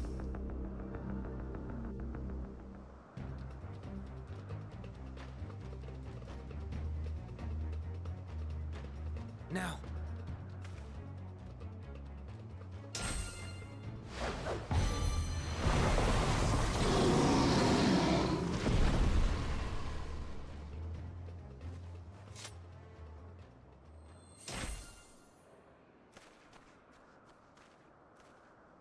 Oh. Forgive me. Please, forgive me. May you and your kin find peace. Wherever your souls may drift in the underworld, may you find tranquil seas.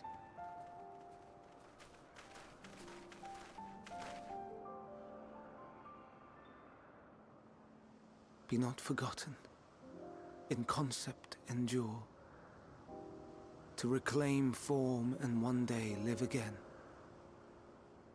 Serve not the star, or any purpose save your own.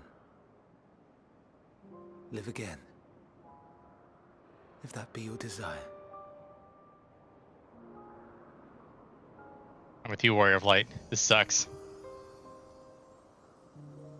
Hate, if that be your want. We are worthy. But leave your suffering behind.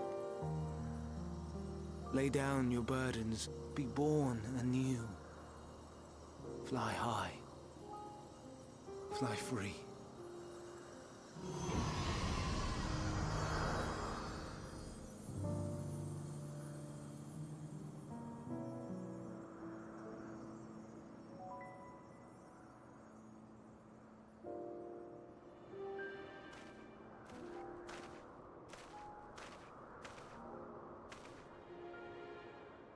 Join the convocation, Hermes.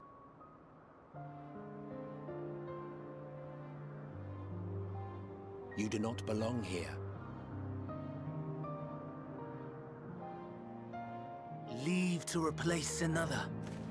To be replaced. It changes nothing. Tell me, do you think it right that we sacrifice all these lives for the sake of the star? And when the star has reached perfection, what then? If all who are satisfied choose to die, shall we all die in satisfaction?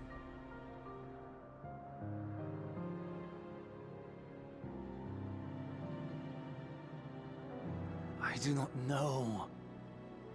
Were I to take up the seat of Fandaniel, it would be tantamount to approving my predecessor's death. I do not know if it is right. And to be torn by such thoughts.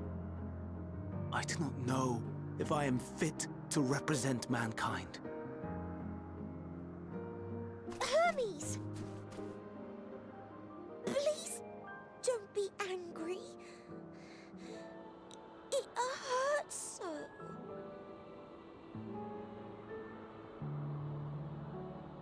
Forgive me. If you would still consider me in spite of everything, I beg some time to gather my thoughts. Meanwhile, Hythlodaeus, I fear I must trouble you to attend to the others. 'Tis no trouble at all. Take as long as you require.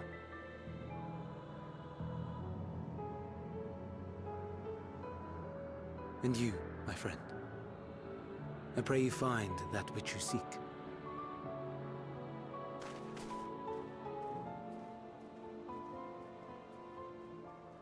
What a strange person. We have some few matters to discuss. Shall we return to the 12 Wonders for a time? Aye.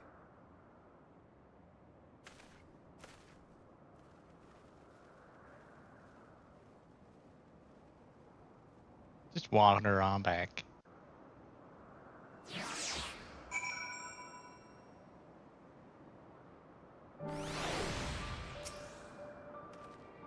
It's been quite an exciting visit for you thus far. Oh, you weren't injured, were you? Good, good.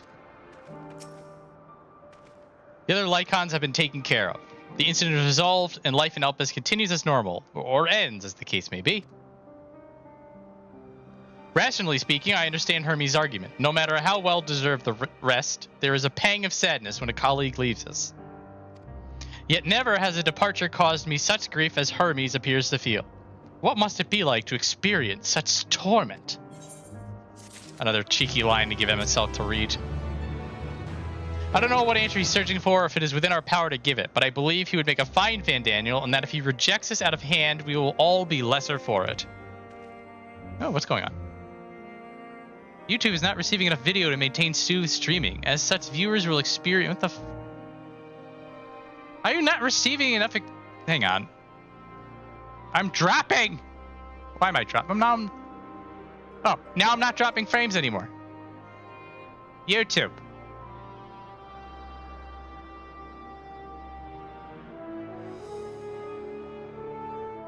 It was fine last week. And then when I streamed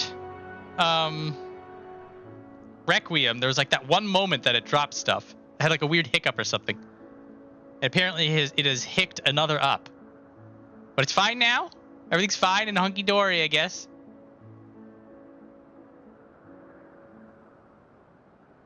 I don't know.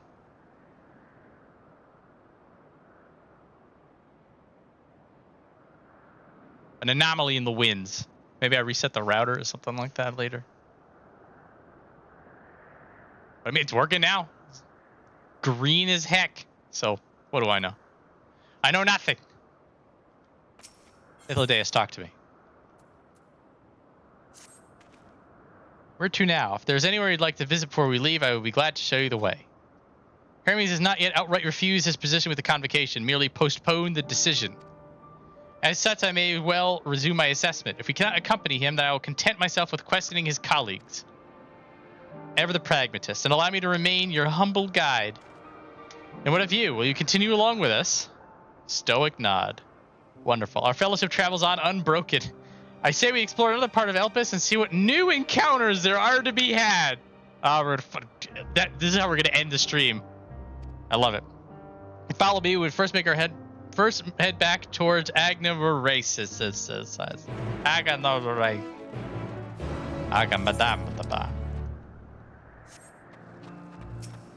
Oh, it's a Gaelic cat. Hi.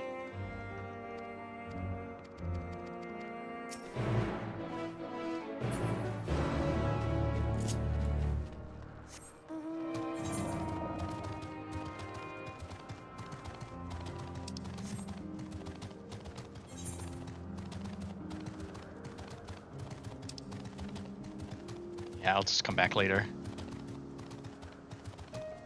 Don't know if they needed me to go talk to 3 people or kill 3 boars, but apparently I walk around with the Gaelic cat. There's some really fun, silly quests in here where you get to learn about stuff and then accidentally screw around with time.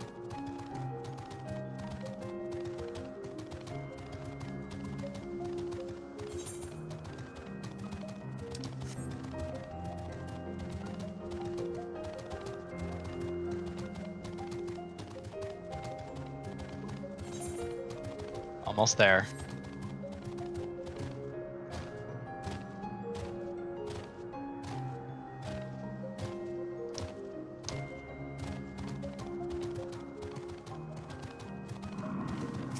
Hello.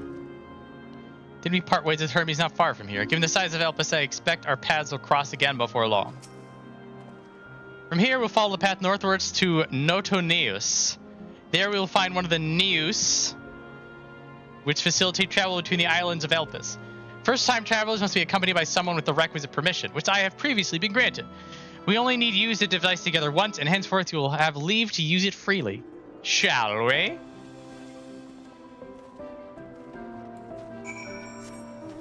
Oh, hello, A rank. Oh, B rank. Shock was a B rank. We're fine. I could take him.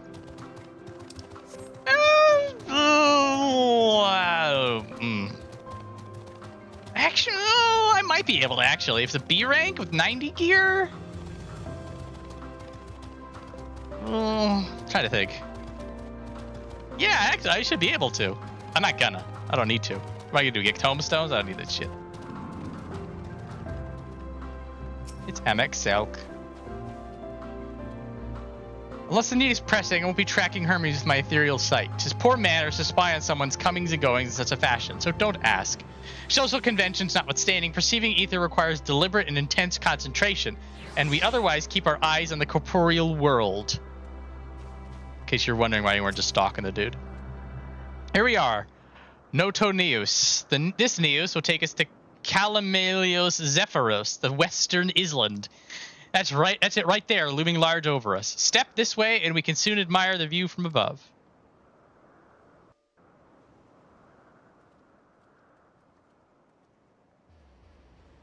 Whee!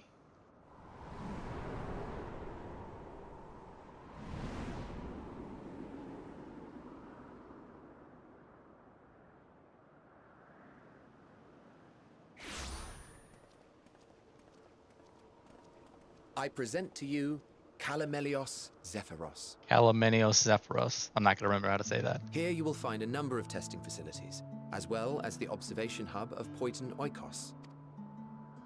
Right then. Let's begin by... Let's begin by showing the important thing.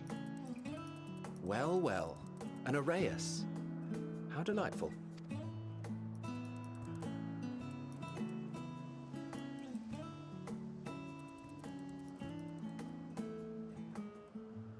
And what, pray tell, is that? Ah, that's a new species of shark. We approved the concept but a few days ago. Sharks are among the most popular sea creatures. Rare is the day when someone does not submit a new concept. At first, they were largely orthodox, consideration given to such things as size and environmental impact, and then a whimsical someone thought to bestow it with flight. Another, superior intelligence. And then the floodgates burst. Concepts with multiple heads, or arms and legs, and so on and so forth. It was getting absurd. A part of me wanted to tell them to go away and find something else to create, but in the end, I couldn't deny their passion. And here we are.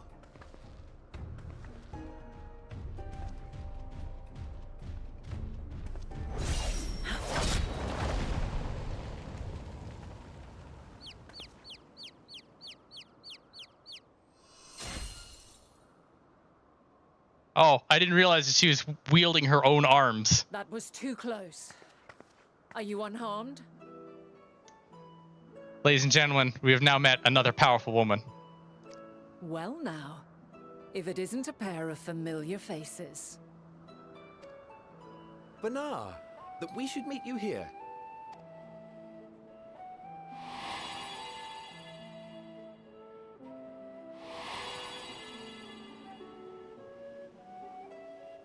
As I mentioned earlier, the better part of the convocation holds that when we retire is when we return to the star. Well, she is not among said majority. Even after stepping down, she carries on with her work. Venat is her name, and she is the previous Azem. Shocker. It has been a while, Hythlodaeus. You look well. Less so, Emmet Selk. I dare say the lines upon your brow have both deepened and doubled in number. A shame for one so young. You must make an effort to frown less often.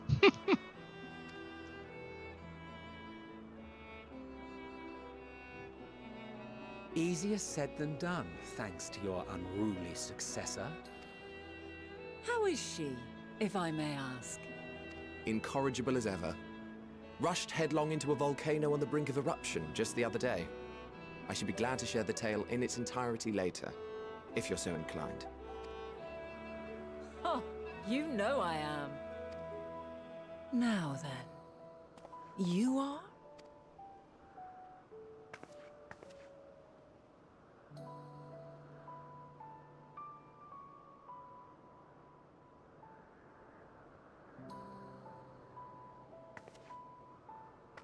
At this point, she looks at you and sees that you have the Wanderer's brand.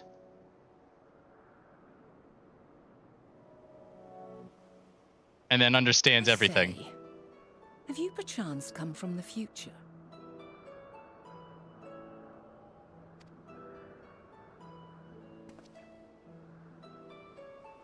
I do not believe we have ever met, yet I sense my magic upon you. Therefore, if I wove the enchantment, I could only have done so at a later point in time. What manner of magic is this, if I may ask? A traveler's ward, of course. It prevents the corruption of one's ether. This is also the answer to a significant plot point as to whether or not we were all tempered by Hythlodaeus. And for the longest while, I thought that we all were tempered, but a side effect of Hythlodaeus' tempering was specifically the allowing of people to retain their free will. But what this is saying is that Hythlodaeus has been giving people the Traveler's Ward if you have the Echo and are resisting to tempering. And then Hythlodaeus is specifically not tempering anyone, but has the ability to do so if she so wishes. It's a fairly important distinction.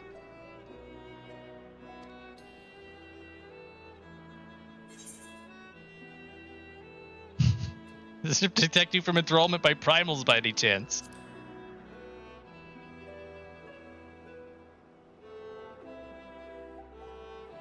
Primals, you say?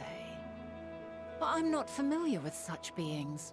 But if they enthrall by warping the balance of ether, then yes, the magic would afford you a measure of protection. I gather from your question that you are not ignorant to its presence. Hold on. From the future? That's absurd.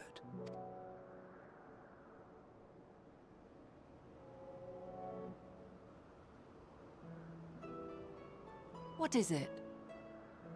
Are you unable to speak of the matter?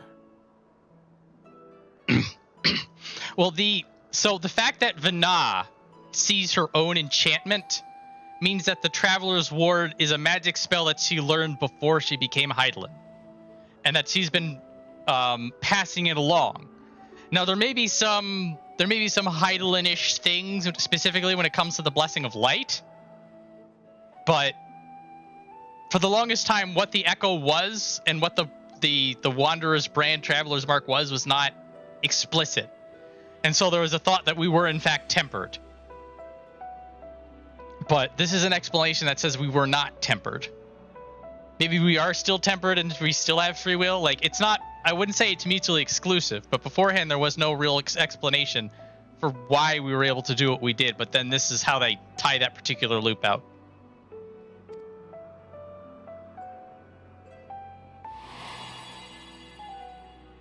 The reality to which you must return exists as a result of the final days.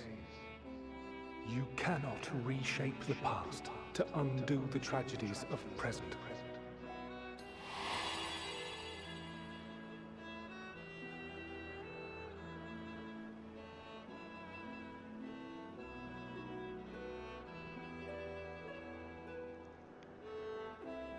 So, Your actions here will not change your history, but they may yet affect the course of ours. How very exciting. I'm quite fond of delving into the unknown, and there's naught more unknown than the future. Yes. Now, it is possible that by giving you the Traveler's Ward, Hythlodaeus is in fact preventing her own tempering from taking effect. But this was a missing puzzle piece in terms of how specifically this all worked. And once you realized in the first half of the story that Hythlodaeus was a primal, everybody was just like, oh crap. Have we been played this whole time? But the answer is no. Which is good news for us. That also theoretically would mean that the Porxies would be able to remove the Blessing of Light if it was a result of tempering. So that may have actually come up earlier, now that I'm thinking this through. Or that there would have been an etheric imbalance that would have been measured. Well, depending on how Hythlodaeus did it. Until a moment finally arrives, we cannot know for certain what will come to pass, regardless of our supposed foreknowledge, so you needn't worry for us. More importantly, that you should go to such great lengths as to travel unto the past bespeaks the gravity of your quest. Will you not reveal it to us? Mayhap we can be of aid to your cause.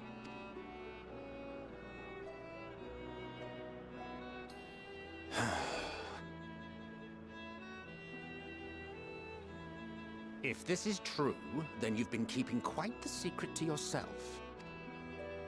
As a representative of the Convocation, I will hear it all. Your identity, purpose, everything. Oh no!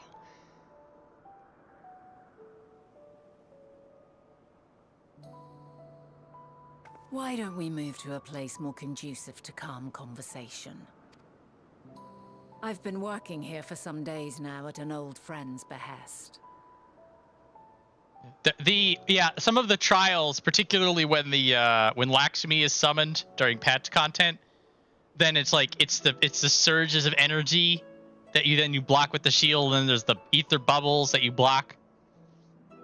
That being said, we've seen tempering sort of just happen otherwise. There does seem to have different forms. If it is agreeable, we may make use of my accommodation at Poiton Oikos.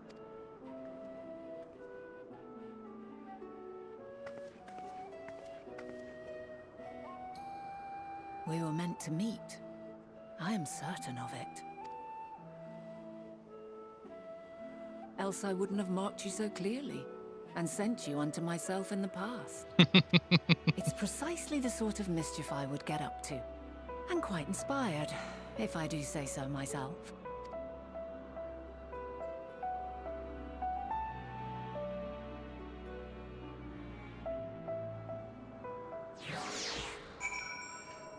Oh, this is... Where are they gonna dump me off? Alright.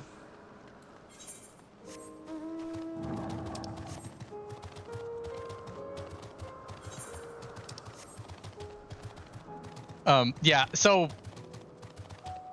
Primals, from what I remember, do act on instinct, and that they crave ether, and they will subjugate anybody that will allow them to get more ether.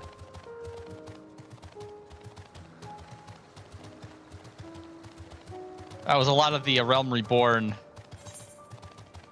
experience.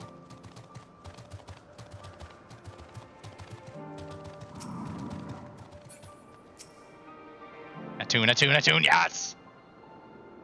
Alright, now we're good. Alright. Well, we have ourselves a very exciting next week. Now that we've gotten to Venat. I thought we weren't going to reach her on stream. I was just like, when we were doing all of the soliloquies for Hermes, I'm just like, it's fine. This stream will be him, and then we'll have to wait a whole week before we see Venat again. I was like, no, we get her. And then we're gonna get it next week. It's gonna be good. I don't know if we're gonna make it to the dungeon next week, There's a lot of talking that needs to happen. A lot of chitty-chatty. But this will be it for today. Thanks everybody for hanging out. We are getting some of that good stuff. That deep lore. And we're getting more of it. We'll be getting the rest of it. I don't know. Yeah, again, I'm like, because the thing is also like, if once you run the dungeon, like there's all the stuff that happens after the dungeon too. So if it gets too up against it, I may opt for an earlier stream and then we start the next stream with the dungeon. We'll see how far it goes. Because we got a lot of mucking about to do, and then we have more mucking about, and then Hermes has got to get upsetty spaghetti. We'll see where we get. But this Saturday, we're going to finish Requiem, and depending on how much time I have left, we're going to start Fatal Frame 2. But I also don't know how long I have left in Requiem. It could be like another 4 hours. We'll see. We'll find out together next time